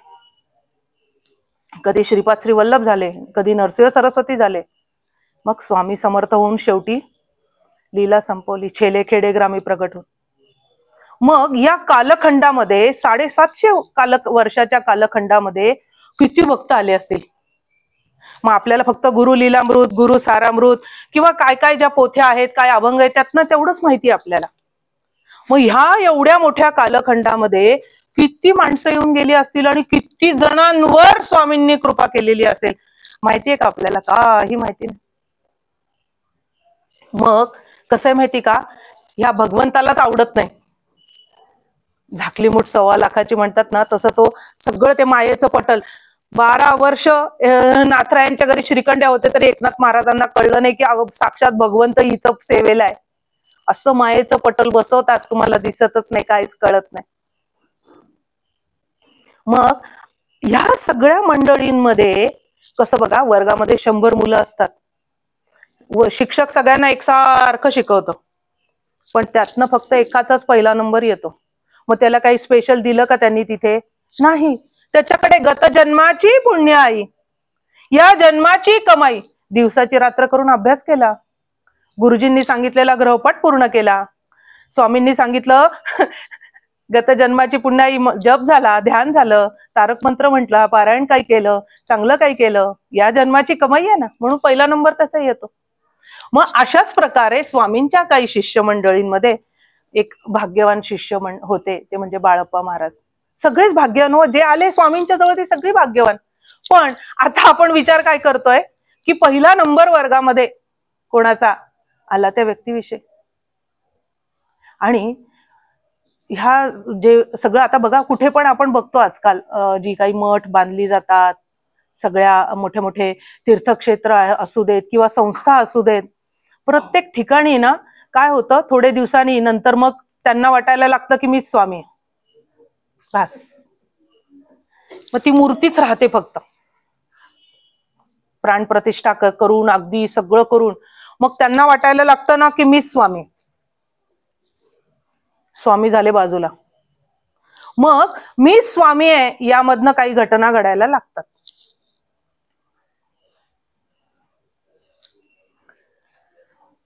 अशा याच्यामध्ये बाळप्पा महाराज जेव्हा सेवेला होते त्यावेळेला अशाच काही घटना घडायला लागल्या आणि मग त्यांना वाटलं की अरे आता आपण इथे राहण्यात अर्थ नाही. मग ते ठरवतात की आपण जाऊयात आता. आणि ज्या वेळेला एकदा स्वामी एका सेवेकराच्या घरी होते, वरती माडीवर त्याचं घर होतं, तिथे होते स्वामी. आणि मग हा म्हणजे आता मी हा म्हणते बरं का, म्हणजे बाळप्पा महाराज मोठे, आपलं त्यांना नाव घ्यायचं सुद्धा आपलं हे नाहीये, पण बाळप्पा महाराज निघाले आणि त्यांनी ठरवलं की आता स्वामींना सांगायचं आणि निघायचं आता आपण. ते येतच होते जिना चढून की स्वामींनी त्या एका सेवेकराला सांगितलं की त्याला ते आसन दाखव, समोरचं आसन. एक तिथे हरणाचं कातडं होतं, एक वाघाचं कातडं होतं पडलेलं, आसन दाखव आसन. त्यांनी लगेच घेतलं, स्वामींनी सांगितलं आसन दाखवलं. आणि बाळप्पा महाराजांना स्वामी काय सांगायचे म्हणजे त्यांचं सगळं वेगळंच असायचं ते त्यांना कळायचं. स्वामी ज्या अर्थी आपल्याला आसन दाखवतात त्या अर्थी आपल्याला स्वामींनी अक्कलकोट सोडायला आज्ञा दिलेली नाही. आणि मग ते ठरवतात की आता आपण थांबायचं. पुन्हा येतात. मग आता स्वामींनी आसन दाखवलंय याचा अर्थ काहीतरी उपासना करा म्हणतायत, अनुष्ठानाला बसा म्हणतायत. म्हणजे त्यावेळेला स्वामींनी ब्रह्मदेवांच्या भूमिकेमधनं होते बरं का, लक्षात घ्या. अनुष्ठान जप तप करायला सांगतायत काहीतरी. आणि त्या दिवशी त्यांना रात्री स्वप्न पडलं. हा सगळा उल्लेख स्वामींचे उत्तराधिकारी श्री बाळप्पा महाराज या पुस्तकामध्ये आहे. आणि त्या दिवशी त्यांना स्वप्न पडलं आणि स्वप्नामध्ये हक्क्याचा मारुती जो आहे अक्कलकोटचा तो आला. मग त्यांना कळलं की तिथे जायचंय बहुतेक आपल्याला. आणि त्या मारुतीचं एक वैशिष्ट्य आहे बरं का, सगळे जे हनुमंत आहेत ना कपिमुखी असतात. कपी म्हणजे हनुमंत वानराचं मुख असतं, पण तो समर्थ रामदास स्वामींचे अंतरंग शिष्य कल्याण स्वामींनी त्याची स्थापना केलेली आहे त्या हनुमंताची. आणि तो हनुमंत पुरुषमुखी आहे, म्हणजे पुरुषाचं तोंड आहे, कपिमुख नाहीये. हे वैशिष्ट्य आहे. आणि शेपटी अशी गोल फिरून आणि शेपटीपाशी गणपती आहे. म्हणजे सगळं शेपटीला अंत नाही ना हनुमंताच्या शेपटीला. ते आपण बघा लंका जाळली तेव्हाचा प्रसंग आठवून बघा. आणि गणपती आहे खाली. म्हणजे तुम्ही सगळं फिरा, शेवटी ओंकार प्रधान रूप गणेशाचे, आकार उकार मकार, ब्रह्मा विष्णू महेश. आलं लक्षात? म्हणजे ओंकार स्वरूप माझ्या स्वामींच्या तिथेच मला यायचं आहे. असं तर हक्क्याचा मारुती तिथं बसले. त्यांनी ती मूर्ती बघितली, त्यांच्या लक्षात आलं इथे गणपती आहे, मग आपण अथर्व शीर्षाची उपासना सुरू करू. शेवटी आपण सगळ्यात पहिले गणपतीला वंदन करतोच, कारण की तो मंगल मूर्ती आहे आणि विघ्नहर्ता आहे. आणि तसा तो विघ्नकर्ता पण आहे बरं का. गणपतीचं वैशिष्ट्य आहे विघ्नकर्ता आणि विघ्नहर्ता. विघ्नकर्ता रावणाला आठवून बघा, ज्या वेळेला आत्मलिंग घेऊन चालला होता कृष्ण, हा गणपती बाप्पा आले आणि त्याच्या कार्यामध्ये काय आणलं, विघ्न आणलं. आणि ते तिथे आपलं गणपतीनी त्या महादेवाची स्थापना केली आणि गोकर्ण महाबळेश्वर झालं. त्यामुळे असं म्हणतात की जगामध्ये आपण कित्येक ठिकाणी जाऊ की आमचे पाप धुवून निघावेत म्हणून, किती गंगा स्नान करू, पण आयुष्यामध्ये एकदा गोकर्ण महाबळेश्वरला जावं असं म्हणतात. कारण की ते गणपतींनी स्थापन केलेलं आहे आणि तुमची जी काही उरली सुरली पापं असतील तिथनं मुक्ती मिळते असं आहे. जाऊ दे, विषयांतर नको. खूप काय काय सुचायला लागतं. गादीचंच वैशिष्ट्य काय काय आठवत राहतं. आणि खरं तर सांगू का, वेगळंच आणलंय काहीतरी. बसले आणि गणपतीचं अथर्व शीर्षाचं पठण सुरू केलं. थोडे दिवस गेले आणि स्वामी कसे एका जागी राहायचे नाही फार, सारखे इकडे तिकडे त्यांची भ्रमंती सुरू असायची. आणि मग त्यांचं जेव्हा अनुष्ठान सुरू होतं ना, स्वामी तिथेच राहिले, अक्कलकोटला गेले नाही कुठे. आणि मग स्वामींना त्या शिवबाई म्हणून एक होत्या, त्यांच्या घरी त्यावेळेला स्वामी होते. तर त्या शिवबाईंनी विचारलं, काय हो बाळप्पा महाराज काय करतात? लोकांना चौकशा खूप असतात ना, मी काय करतो त्याच्यापेक्षा दुसरा काय करतो याच्यात फार माणसाला इंटरेस्ट असतो, जाणून घ्यायचं असतं. मग ती गोष्ट आहे बघा, देव प्रसन्न होतो त्याला म्हणतो, आणि शेजारच्याला पण प्रसन्न झालेला असतो. तो म्हणतो की देवा तू काय कर, त्याचे म्हणजे माझा हे कर, तू त्याचा एक डोळा घालो, काहीतरी अशी कथा आहे ती. म्हणजे आधी हे करून टाक, माझ्यावर कृपा करू नको, त्याचा पण डोळा घालो, अशी ती गोष्ट. तसं गत आहे माणसाची. आणि मग ती शिवबाई म्हणते, काय करताय बाळप्पा महाराज? तर त्यावेळेला स्वामी म्हणतात, तो ना तरट विणतोय, तरट, पायपोस. मग तिथे काही मंडळी होती, ती गेली बाळप्पा महाराजांना सांगायला की स्वामी म्हणतायत की बाळप्पा तरट विणतोय, तरट, पायपोस. मग त्यांना तर कळायचं काय ते, स्वामींची भाषा त्यांना कळायची. किती कृपा आहे हो, बघा बरं, किती कृपा आहे. किती पुण्यवान असतील बाळप्पा महाराज, किती पुण्यवान असेल. उगाच नाही होत, काहीतरी पाहिजे हो. आज एवढं मोठं लोणावळा आहे, त्यातनं एवढीच मंडळी इथे यावी, काहीतरी पुण्य आहे. लक्षात घ्या, जेव्हा चांगलं कर्म घडतं ना आपल्याकडे, त्यावेळेला स्वतःला खूप ब्लेस्ड समजा. देवा खरं मी भाग्यवान रे बाबा, तुम्हाला इथे बोलवलंस, तुझी ही सगळी लीला.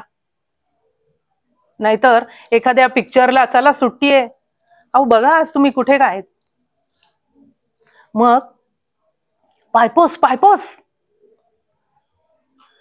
बाळप्पा महाराजांना कळलं पाय पोसण्याचा उपयोग काय, पाय पुसायला ना, आणि त्याची रवानगी कुठे, बाहेर.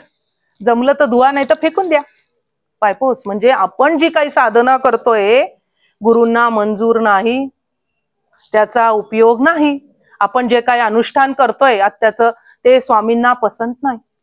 आणि त्यांच्या एक लक्षात यायला लागलं, जेव्हा ते ही अनुष्ठान करत होते ना, त्यांना असं वाटत होतं आज आपण 2-4 वर्ष स्वामींच्या सहवासात आहोत, मग ही गुरु माऊली साक्षात परब्रह्म परमेश्वर आपल्याला दिसतीये, तरी आपण अथर्व शीर्षाचं पठण का करतोय. एक त्यांच्या मनामध्ये द्वैत पण आला. जेव्हा उपासना करताना असा द्वैत आला ना, ती उपासना फलास जात नाही बरं का. गुरुचरित्र हातात घ्यावं वाटावं, अरे खरंच फायदा होईल का गुरुचरित्रापासून, होणार नाही बरं. मनात कधी विकल्प आणायचे नाही, ती साधना तडीच जात नाही.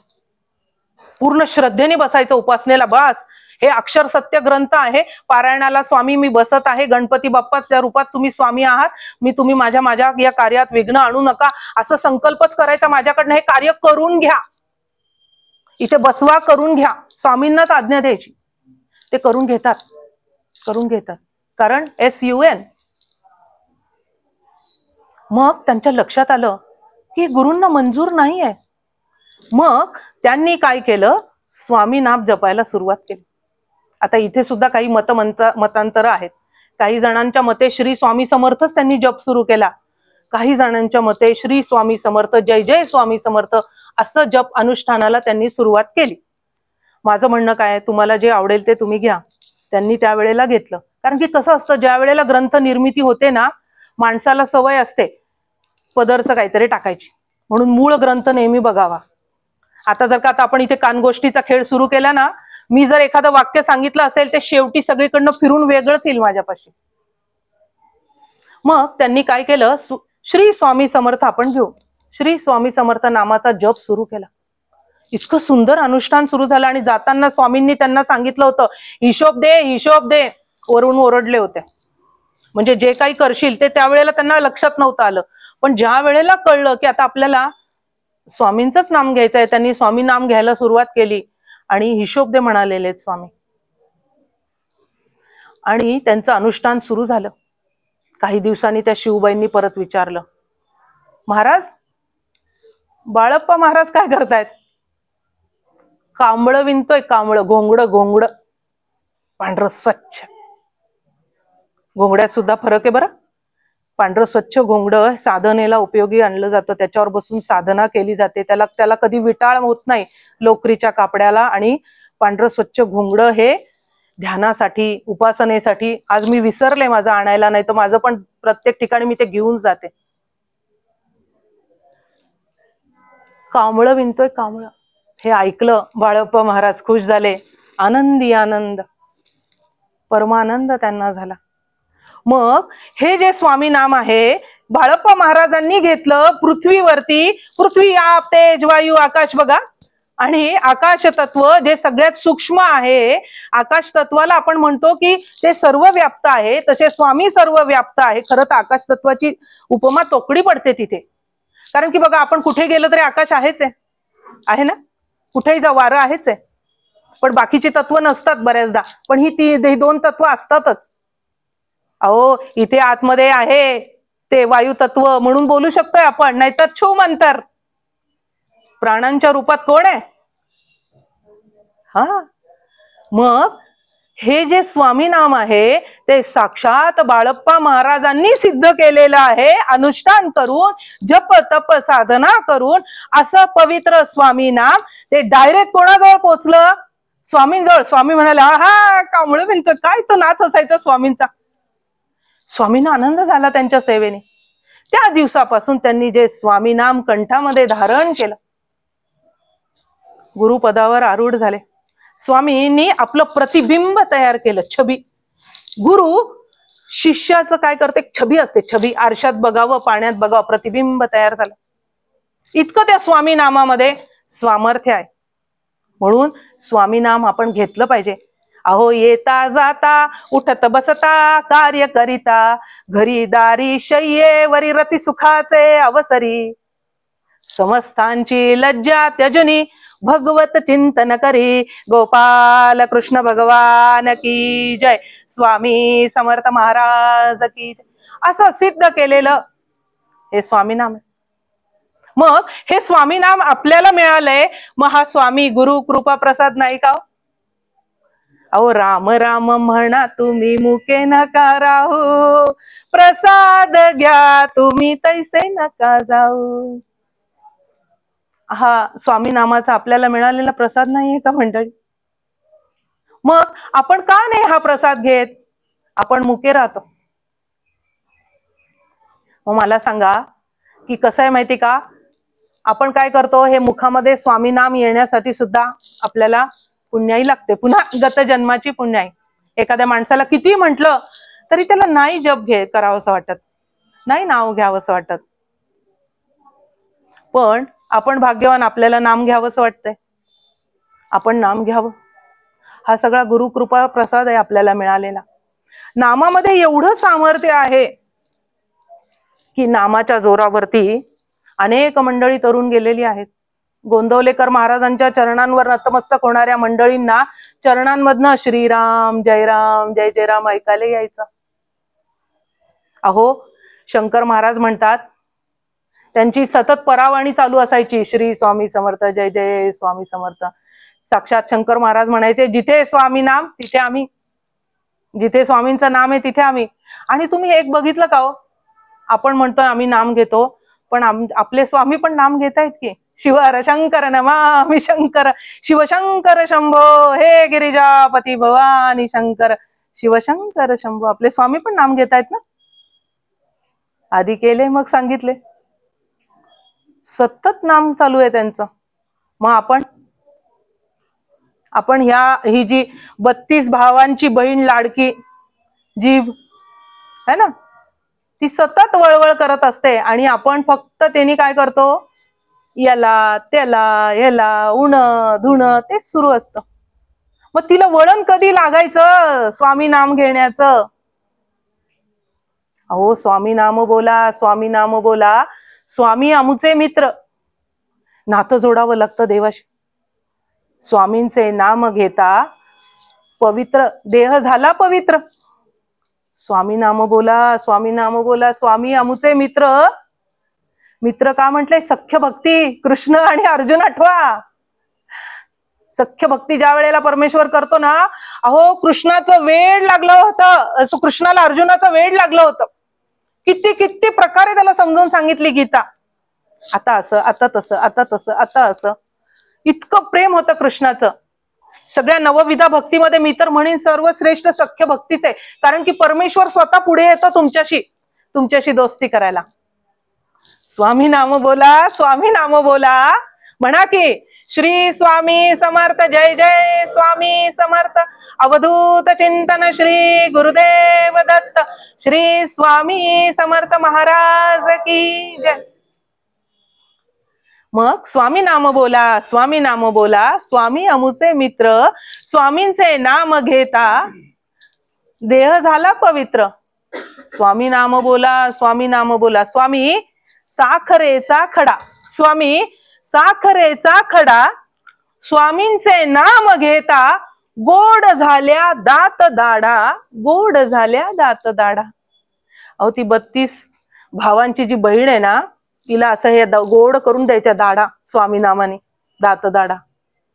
मग ती पण बोलायला लागेल, मग वैखरीतनं स्वामी नाम यायला लागेल, मग ते पुढे पळेल. आणि मग ते तुमच्या मध्यमेत झाले, आणि मग मध्यमेत आलं ना, थोडी ओठांची हालचाल होईल, श्री स्वामी चालू राहील. मग अजून तुम्ही पुढे जाल तपसाधनेमध्ये, गुरूंची कृपा प्रसाद. मग ते स्वामी नाम पुढे जाईल. मग ते कुठे जाईल? तुमच्या अंतरंगामध्ये, मध्यमेमध्ये. मग काय होईल? तुमचं प्रत्येक हृदयाचं स्पंदन श्री स्वामी. इकडनं वेगळीच बडबड सुरू आहे, इथं वेगळंच सुरू आहे, पण इथे हृदयाचा बंदीखाना केला, आतमध्ये विठ्ठल कोंडला. मग स्वामीनाम अजून मुरेल हो. इतकी साधना पुढे बघा बरं आपण कुठल्या पायरीवर आहे. आणि मग ते तुमच्या परेमध्ये जाईल. आणि परेमध्ये ज्या वेळेला नाम जातं त्या वेळेला मनुष्य जी बद्ध, मुमुक्षु, साधक आणि सिद्ध अवस्था आहे, सिद्धकडे जाऊन पोचतो. आद्य शंकराचार्य म्हणतात मनुष्याच्या 3 गोष्टी दुर्लभ: मनुष्यत्व, मुमुक्षुत्व, संतांचा संश्रय. मनुष्यत्व मिळालंय. मुमुक्षत्व इथपर्यंत जागृत होतं जेव्हा इथे होते ना तुमचं नाव मध्यमेमध्ये जेव्हा मूर्त.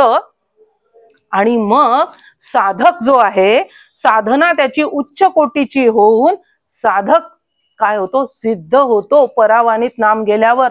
मग अनेक ग्रंथांची निर्मिती व्हायला लागते, काव्य स्फुरायला लागतात, कथा कादंबऱ्या लिहिल्या जातात, स्वामींवर काव्य लिहिली जातात, भजनं लिहिली जातात, प्रवचन कीर्तन व्हायला लागतात. एक एक अवयव सिद्ध व्हायला लागतो, पवित्र व्हायला लागतो.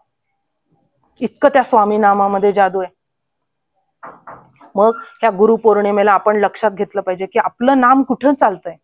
मुखात आहे का, माझ्या कंठात आहे का, माझ्या हृदयात आहे का, माझ्या परेत आहे का, मी कुठे पोचलोय. अहो रात्री झोपताना स्वामींना सांगायचं, स्वामी काया वाचा मने मी जे काही केलं असेल ना सगळं तुम्हाला अर्पण. हातचं राखून काही ठेवायचं नाही. सगळं चांगलं पण वाईट पण. जरा चांगलं कर्म झालं की मी नसते ना, यांना जमणं शक्यच नाही. सगळं लग्नाची कोठी मी सांभाळली, तिला जमतंय का, तिला काही येत नाही, काही शिकवलं नाही तिच्या आई वडिलांनी. किती गाराणी केली बघा आपण तेवढ्या वेळेत. मग तो देह पवित्र कुठे झाला. मग आपल्याला काय करायचं आहे, या सगळ्या टप्प्यांमधनं पुढे जात जात स्वतःला तपासायचंय. गेल्या वर्षी मी काय होतो, या वर्षी मी काय आहे. का नुसते सोहळे साजरे करायचे, अन्नदान करायचं, सगळ्यांनी जेवायचं, वा छान जेवण झालं, पोट भरलं, आजचा दिवस संपला, पुन्हा बघू, कुठे काही सप्ताह आहे का, प्रसाद खायला मिळेल, जेवण मिळेल. झालं नाही. मंदिरात गेलो, जाऊन आलो बाबा, नमस्कार केला, जायला पाहिजे, आता रिटायर्ड झालोय आम्ही. अहो आधी काही केलं नाही, मग शेवटी तरी मुखात नाम येईल का तुमच्या. तुमच्या सुद्धा मुखात तेव्हाच नाम येईल की जर का तुमच्या या मुखाला सवय असेल. स्वामी नामाची सवय असली पाहिजे ना. मग ती सवय करण्यासाठी आपल्याला काय करायला लागेल. समर्थ रामदास स्वामींनी काय सांगितलंय, उपासनेला दृढ चालवावे, भूदेव संतासी सदा नमावे, सत्कर्म योगे वय घालवावे, सर्वामुखी मंगल बोलवावे. मग आपल्याला काय करावं लागेल, उपासनेला दृढ. दृढ म्हणजे कसं, त्या खडकासारखं लक्षात ठेवा. आज केलं उद्या नाही. परमेश्वराला कसा भाव आवडतो, एकविध भाव. कालच्या सुद्धा जे प्रवचन होतं ना त्यामध्ये सुद्धा मी हेच सांगितलं की आपला भाव सुद्धा कसा असतो, भाजीपाल्यासारखा वर खाली होत राहतो आपला भाव. एक दिवशी इतकं प्रेम येणार स्वामींवर की महिनाभराचा जप एकाच दिवसात. मग मोकळं रान, इकडं भटक तिकडं भटक, या यात्रेला त्या यात्रेला, या नगरसेवकांनी दिलंय, हे ज्येष्ठ नागरिकांची ट्रिप चालली आहे, नाही जरा जरा जाऊन येतो, या मंदिरात भेटून येतो, तीर्थयात्रा, जरा थोडं पुण्य कमव. अरे बाबा किती जन्म झाले, आता तरी जागा हो. फुकटचं काय खातोस, खाऊ नका. काहीतरी सेवा द्या. 4 पैसे देवानी तुम्हाला दिलेत ना, त्यातला 1 रुपया तुम्हाला देता आला पाहिजे दुसऱ्यांना. अहो अहिल्याबाई होळकरांना आठवा, त्या म्हणतात की देहाची शुद्धी पाण्याने होते, जलाने होते, गंगेने. देहाची शुद्धी गंगा पाण्याला म्हटलेले. अहो मनाची शुद्धी नामाने होते. हे जे अंतःकरण आहे ना, मन आहे ना, विभूती योगामध्ये परमेश्वराने सांगितलं तुझं मन मी आहे. पण आपण त्या मनाला इतकं भटकंती, कानामधनं पळ, डोळ्यामधनं पळ, नाकातनं पळ, तोंडातनं पळ. अहो कुठल्या कुठल्या अवयवांमधनं पळतं आणि काय काय काय काय काय काय कार्य घडतात माणसाकडनं. लक्षात घ्या, सगळ्याला जबाबदार ते मन आहे. आणि परमेश्वर सांगतोय की ते तुझं मन मी आहे. मग आपण त्याला कुठे लावायला हवं? आपण त्याचे गुलाम होतो, त्याला आपला गुलाम करायचा आहे. कबीर म्हणतात या ठिकाणी असा जप झाला पाहिजे तुमचा की राम हमारा जप करे कबीरा बैठे आराम. आरामशीर बसाव अंतरंगामध्ये. श्री स्वामी समर्थ, जय जय स्वामी, असं इथून जरी गेलं तरी कोणाला तरी ऐकायला यावं तो नाद जप चालू आहे. मग आपल्याला ह्या सगळ्या टप्प्यामध्ये हे सुरू होतंय का? पण मला खूप आनंद होतोय की बोलताना सुद्धा घशावर अजिबात ताण येत नाही आणि तुम्ही इतक्या शांतपणे ऐकतायत सगळेजण. खरंच माझं भाग्य, असा श्रोता मिळायचा नाही. म्हणून म्हटलेले श्रोते जगदीश मूर्ती. कुठल्या रूपात स्वामी माऊली कुठल्या खुर्चीवरून बसली असेल माझे बोबडे बोल ऐकायला, मला माहित नाही हो, माहित नाही मला. कुठल्या रूपात येऊन जाईल आणि तुम्हाला आशीर्वाद देऊन जाईल तुम्हाला कळणार पण नाही. प्रत्यक्ष प्रगट होणं त्याच्यासाठी फार तुम्हाला पुण्याई लागेल. पण कसं आहे माहिती का, ज्ञानेश्वर माऊली काय म्हणतात माहिती का, आम्हाला राजहंस होता नाही आलं तरी चालेल, आम्ही छोटी चिमणी हो, छोटी चिमणी. मग त्या चिमणीचं उड्डाण किती असेल हो, उंच भरारी तेवढी जमेल ना तेवढी घ्यावी, पण करावं. केल्याने होत आहे रे, आधी केल्याची पाहिजे. या नामाचा महिमा इतका आहे की या नामाच्या महिम्याच्या जोरावर ही आपली जी भवसागर जो आहे, भवसागर म्हणजे काय हो, सुख दुःख मान अपमान हे चक्र आहे ना, हे सगळं आपण त्याच्यातच अडकतो. मग ह्या भवसागर कसा आहे, त्याला ऐलं तीर नाही पहिलं तीर नाही, तो कटेवर हात घेऊन उभा आहे. अरे बाबा या कमरे इतकाच आहे, बुडू देणार नाहीये मी. कारण की कमरेच्या वर पाणी गेलं की माणूस बुडतो. तो उभा आहे करकटा, सगळे शस्त्र पण त्याने ठेवून दिले, माऊलीच्या रूपात उभा आहे. मी कालच्या ह्याच्यात पण सांगितलं की ज्या वेळेला आपण माऊली म्हणतो ना, म्हणून आई म्हणायचंय, ममा मम्मी आज झालेले बघा घरोघरी, ममा ममा. पुन्हा ते SIN कडेच नेतं तुम्हाला, मी मी मी मी. मराठीचे आपले जे एक एक वर्ण आहेत ना, त्यापासनं अनेक मातृका तयार झाल्या, वर्ण मंत्र तयार झालेले आहेत. त्याच्यामध्ये प्रचंड सामर्थ्य आहे. ज्या वेळेला आपण आई म्हणतो तर आई मधला ई जो आहे ना, ते स्त्रीलिंगी अक्षर आहे. म्हणून आई शब्दामध्ये बाबापेक्षा वात्सल्य आहे बघा, स्त्रीलिंगी आहे. आणि ज्या वेळेला आपण माऊली म्हणतो त्यामध्ये दोन आलेत बघा, उ आणि ली, डबल. म्हणून सद्गुरु माऊली, सद्गुरु माऊली म्हटलंय आपण स्वामींना. आणि सद्गुरु माऊली ज्या वेळेला आपण म्हणतो त्या वेळेला ती सद्गुरु माऊली आपल्यावर प्रेम कसं करत असते, तुकोबाराय म्हणतात तसं लाभाविन प्रीती करत असते. आपली प्रीती कशी आहे, प्रेम कसं आहे, लाभावर, स्वार्थी प्रेम आहे आपलं. आई जरी आपली गुरु आहे, आई माझा गुरु, आई माझा कल्पतरू, मातृदेव भव, पितृदेव भव, आचार्य देवो भव, अतिथी देवो भव. पण ही जी आई आहे ना, आईचं पण खूप प्रेम आहे, तिनं आपल्यावर संस्कार केले म्हणूनच आपण पुढे आहोत. पण तिचं सुद्धा प्रेम काय आहे, थोडं स्वार्थी आहे. म्हातारपणाची काठी, जरा सून येऊ दे घरामध्ये, कुठली किती एज्युकेटेड असू दे स्त्री, येऊ दे दुसरी बाई घरामध्ये, झालं गेला मुलगा माझा ऐकत नाही. 4 ठिकाणी जाऊन आपल्या पोटच्या लेकराची बदनामी करून आली नाही तर बघा, लाभावी ना प्रीती, लाभ संपला ना तिचा, मुलाकडनं येणारा लाभ संपला ना. हे कटू सत्य आहे आपल्या प्रपंचाचं. आपल्याला प्रत्येकाकडनं काहीतरी हवंय. नवऱ्याला बायकोकडनं हवंय, बायकोला नवऱ्याकडनं हवंय, मुलांना काहीतरी हवंय, सासूला काहीतरी हवंय, सुनेला काहीतरी हवंय, संस्थेला काहीतरी हवंय, प्रत्येकाला काहीतरी हवंय हवंय हवंय. पण ती जी माऊली आहे ना, स्वामी माऊली, सद्गुरु माऊली, ती काय करते, लाभाविन प्रीती. तिला काही नकोय. तिला काय हवंय, तुमचा एकविध भाव. तिथे यायचं होतं मला. जर तुम्हाला हा एकविध भाव मिळाला तर तुमच्यासारखे पुण्यवान तुम्हीच. तो एकविध भाव आला की स्वामी कड्यावर उचलून आपल्या बाळाला घेतात. इतके लाड करतात की तुम्हाला सायुज्य मुक्तीचे धनी करून टाकतात.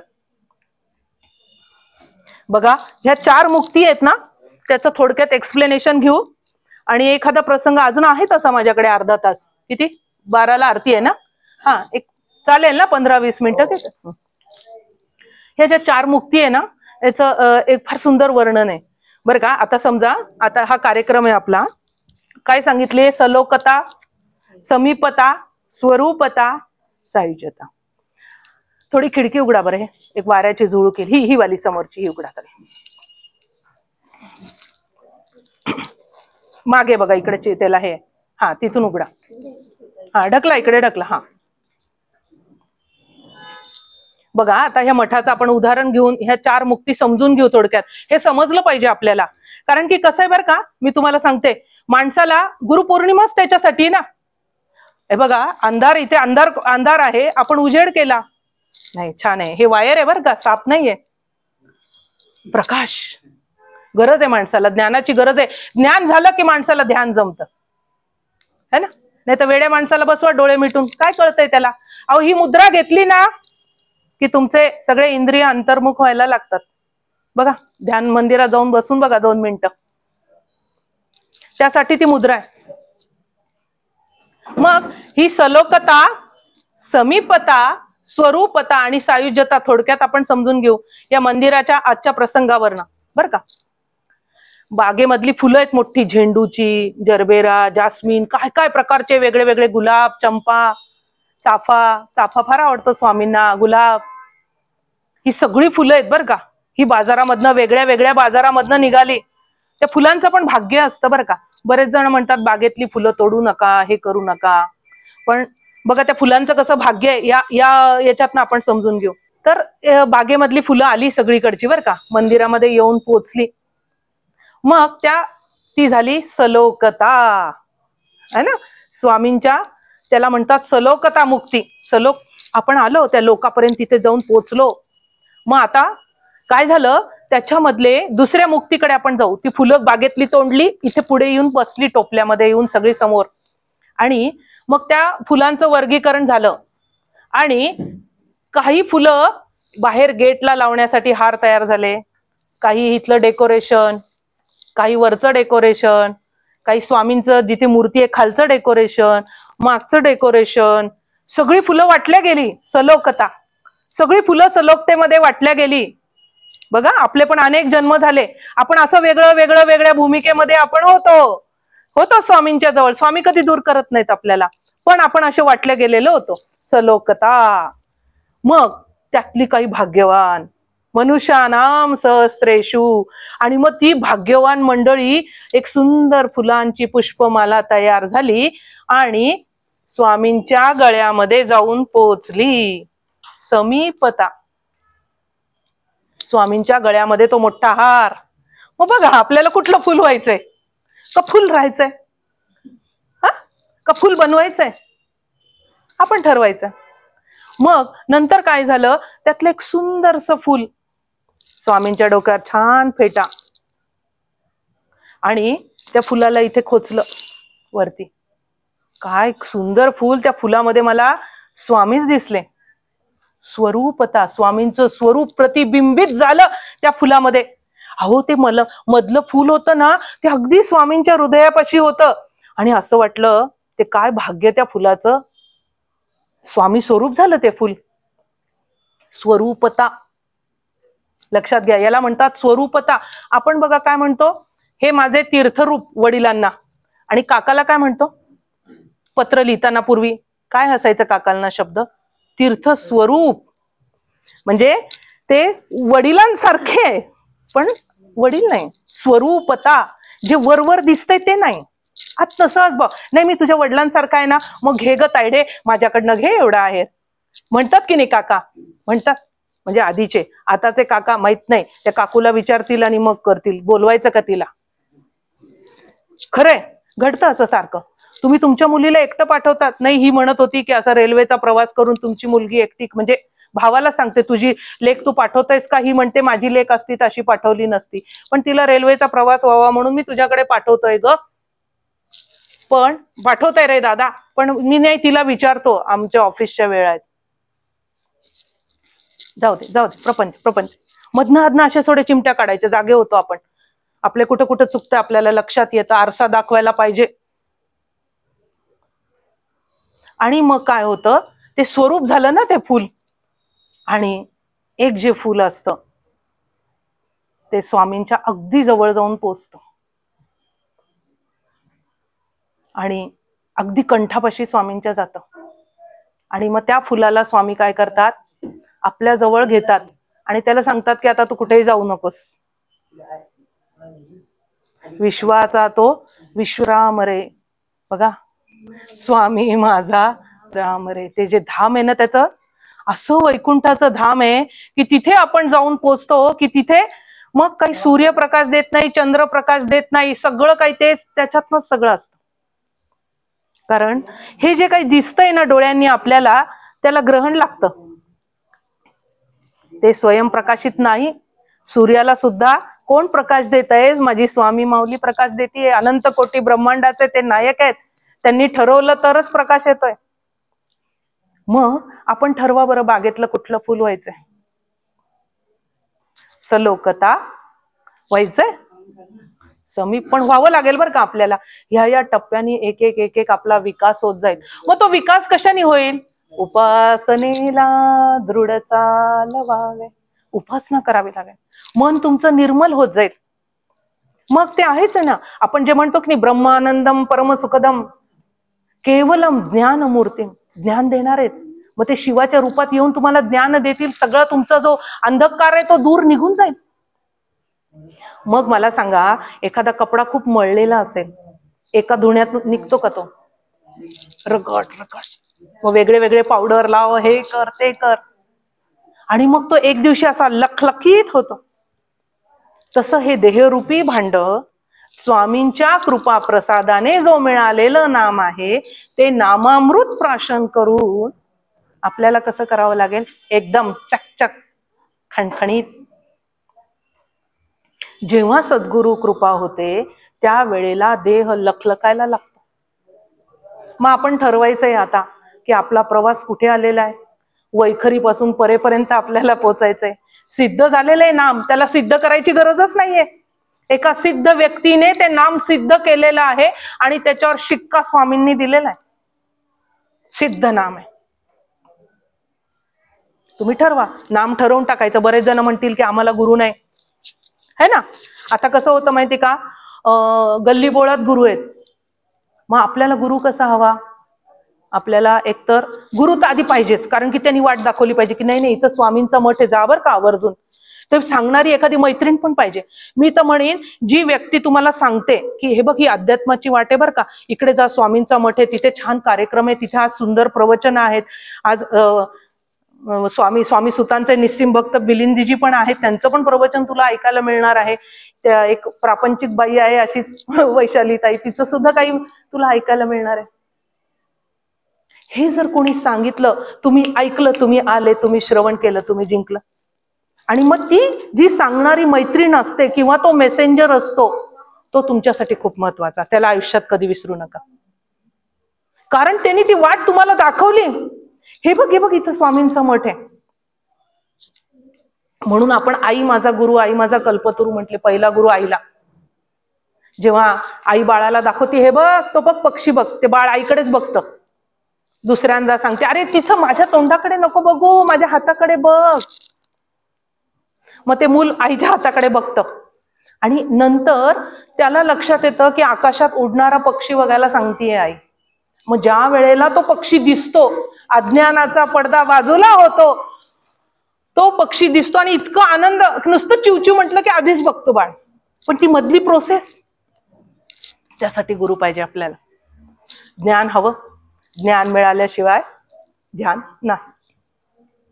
बघा, एक शेवटचा दृष्टांत सांगते आणि वाणीला विराम देते. 11:15 झाले, आरतीची वेळ होतीये आणि मला पण जायचंय तिथे. मी का संधी सोडू? अवसर बार बार नाही आवे, जाना तो कछु करले भलाई, जनन मरण सुख पावे, अवसर बार बार नहीं आवे. यह संसार ओस का पानी, पलखन में उड़ जावे.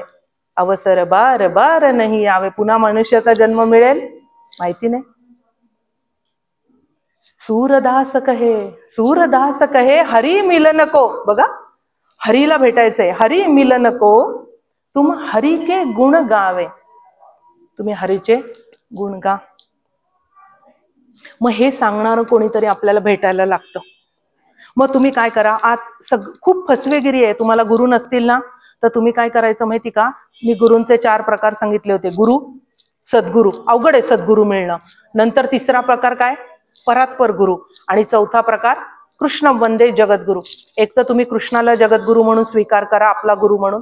नंतर हे पदरचं मी सांगत नाहीये, जे काही अधिकारी व्यक्तींनी सांगितलेलं आहे ते तुम्हाला सांगतेय. कल्याणात छाती उडाली म्हणून सुनील चिंचोळकरांचं पुस्तक आहे, समर्थ भक्त सुनील चिंचोळकर. त्यामध्ये आपल्याला हे सगळे दाखले मिळतात. तर ते काय सांगतात की तुम्ही काय करा, परात्पर गुरूंकडे जा. मग परात्पर गुरु म्हणजे कोण, की ज्यांनी देह ठेवला, लीला केली देह ठेवण्याची, पण ते आजही कार्यरत आहे. त्यांची ती जागृत पीठ आहे. मग मला सांगा बरं, पहिलं पीठ कुठलंय जागृत परात्पर गुरूंचं? हम गया नहीं जिंदा आहे, अक्कलकोट.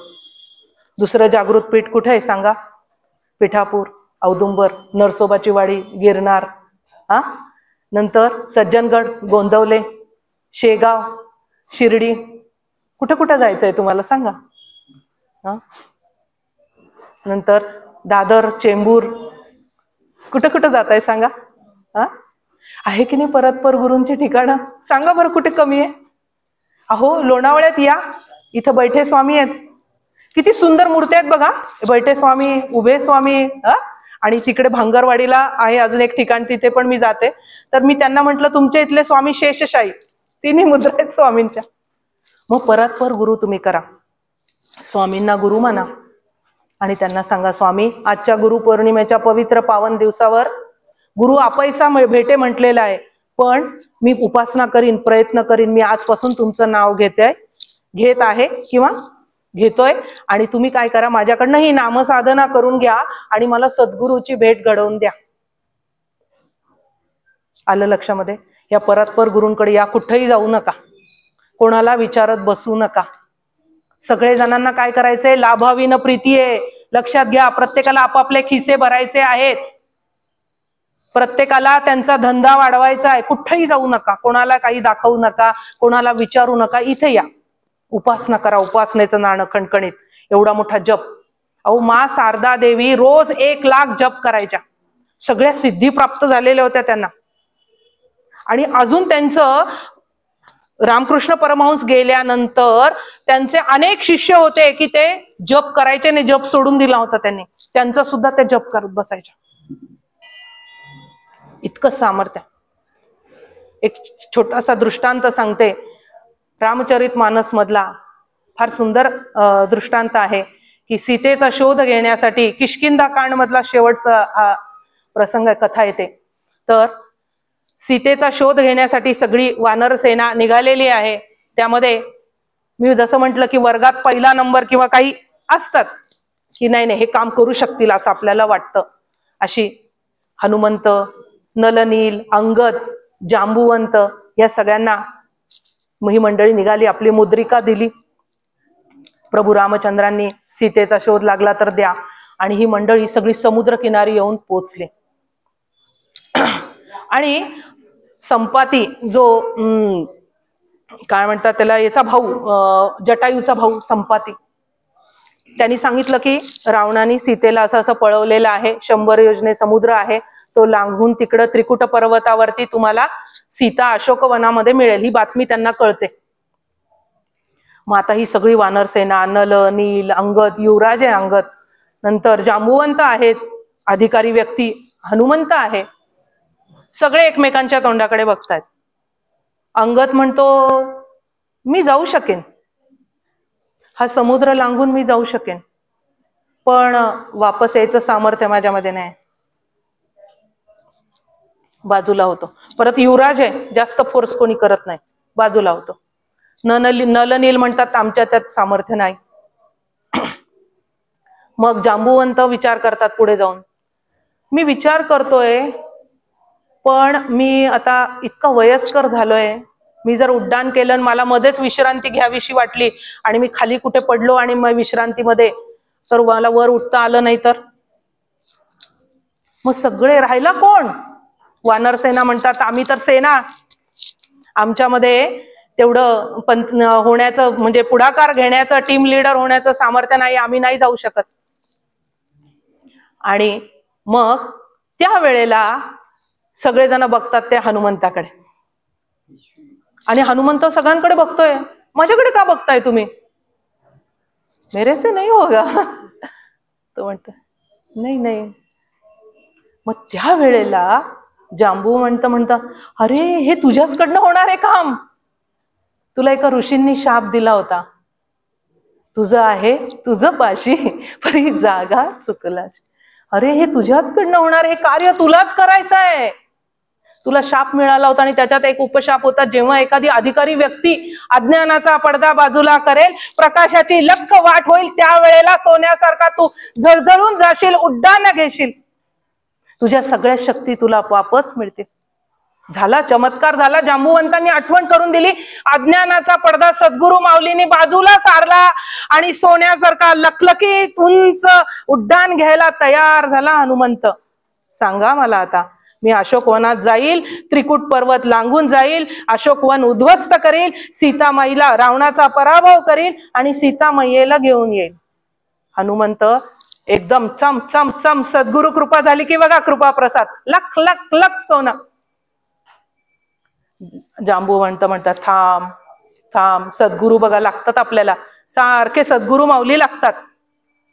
ते म्हणतात उड्डाण करायचंय, जायचंय, अशोक वाटिकेत जायचंय, सीता मैयाचा शोध लावायचा आहे, तिला सांगायचंय की असं असं प्रभू रामचंद्र इकडे आहे आणि ते तुला नक्की सोडवायला येतील, हा निरोप द्यायचा आणि वापस यायचंय, आपल्याला काही करायचं नाहीये. तुला काय वाटतं रे? ते बघा अरे तुरे काय येतंय इथं, लक्षात घ्या, प्रेमाचं नातं आहे. तुला काय वाटतंय की प्रभू रामचंद्र हे काम करू शकणार नाही? सीतेचा शोध त्यांना लागणार नाही? अरे त्यांनी ठरवू दे, एका सेकंदात जातील आणि त्या रावणाचा वध करून सीतेला सोडवून आणतील. मी सुरुवातीला म्हटलं की नाही, आपल्या बाळांचं कोड कौतुक करायला परमेश्वराला आवडतं. अरे तुझं कोड कौतुक करावं. हनुमंत हा माझा सर्वोत्तम दास आहे, हनुमंतासारखं कोणीही, त्याच्यासारखं दास्यत्व कोणी करू शकत नाही. जिथे हनुमंत तिथे रामराया आहेत, हे जगाला कळावं म्हणून ही लीला आहे. तू फक्त उड्डाण घे, निरोप दे, अंगठी दाखव आणि सुखरूपतेचा निरोप घेऊन ये. येतंय लक्षामध्ये? यासाठी आपल्याला सद्गुरु जीवनामध्ये हवे. आणि सद्गुरु ज्या वेळेला आपल्या जीवनामध्ये येतात, त्यावेळेला सद्गुरु काय करतात हे बघा. हे जर सांगायला जांबुवंत तिथे नसते, एक तर त्याला कळलंच नसतं, तो मूढमती बालकच राहिला असता. सगळं सामर्थ्य आहे ना, म्हणून त्या मूर्तीमध्ये शिल्प दडलेलं आहे, पण तो शिल्पकार हवा. येतंय लक्षामध्ये? आणि मग ज्या वेळेला असा शिल्पकार मिळतो, त्या वेळेला जीवाचं सोनं होतं. मग 83,99,999 जन्मामधनं माणसाला मुक्ती मिळते. मग आता शेवटाकडे वळत असताना आपण काय करायचं आहे? करता करे न कर सके, गुरु करे तो होय, नवखंड तीनो लोको में, गुरु ते बडा नकोय. परमेश्वरापेक्षा सुद्धा गुरु मोठा म्हणून सांगितलेला आहे. कबीरदासांच्या समोर ज्या वेळेला प्रत्यक्ष भगवंत आणि गोपाल कृष्ण प्रभू रामचंद्र उभे राहिले, त्यावेळेला ते काय म्हणतात? गुरु गोविंद दो खडे काके लागौ पाव, बलिहारी गुरु आपने गोविंद दियो बताय. माझ्या गुरूंमुळे तू दिसलायस रे बाबा, म्हणून पहिलं वंदन गुरूंना. मग हे गुरु सुद्धा खूप श्रेष्ठ आहेत बर का.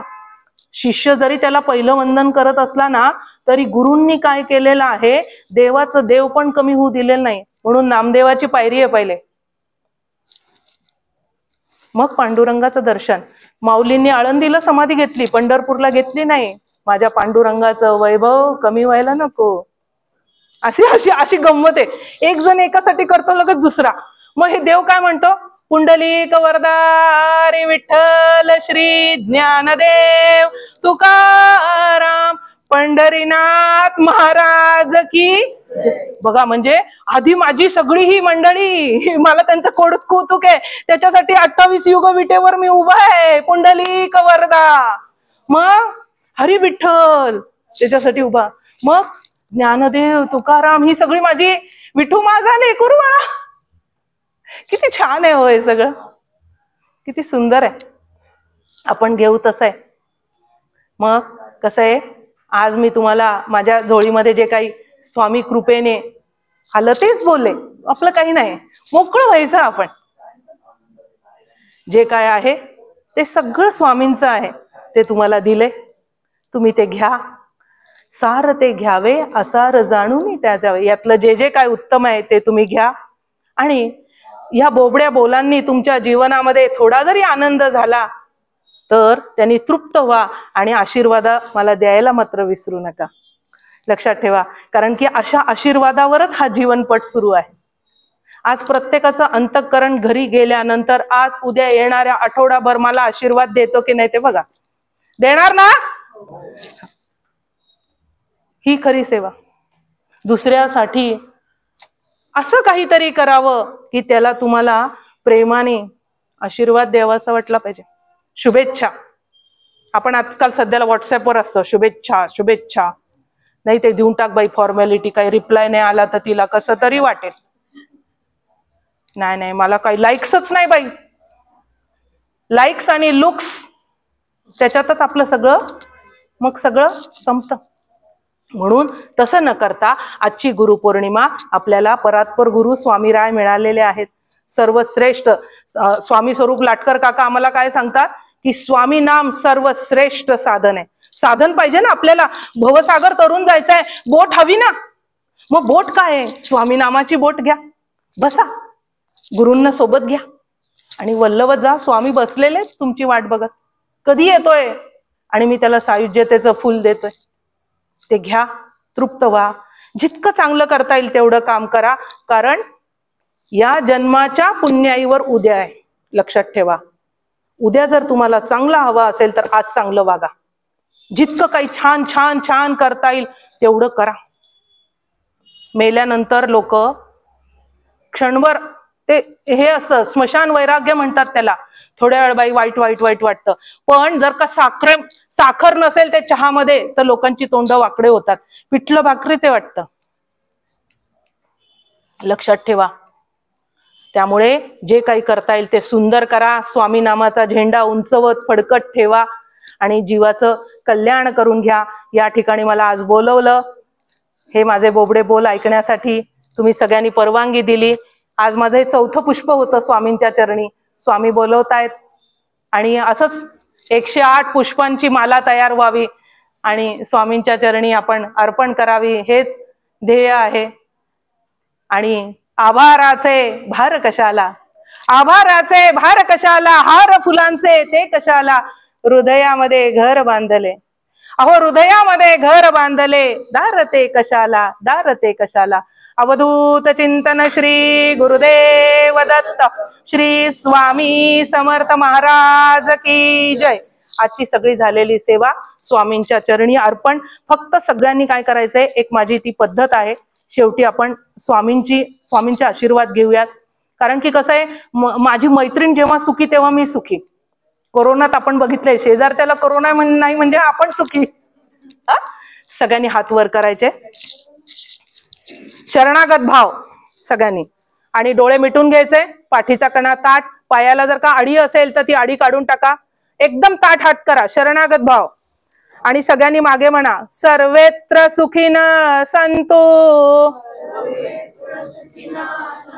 जोरात, सर्वे संतु निरामयाः, सर्वे संतु निरामयाः, सर्वे भद्राणि पश्यन्तु,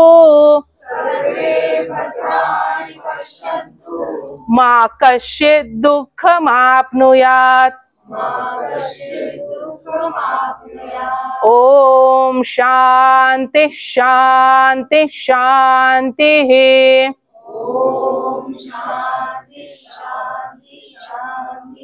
शुभम भवतु। इदन्न मम कृष्णार्पणमस्तु।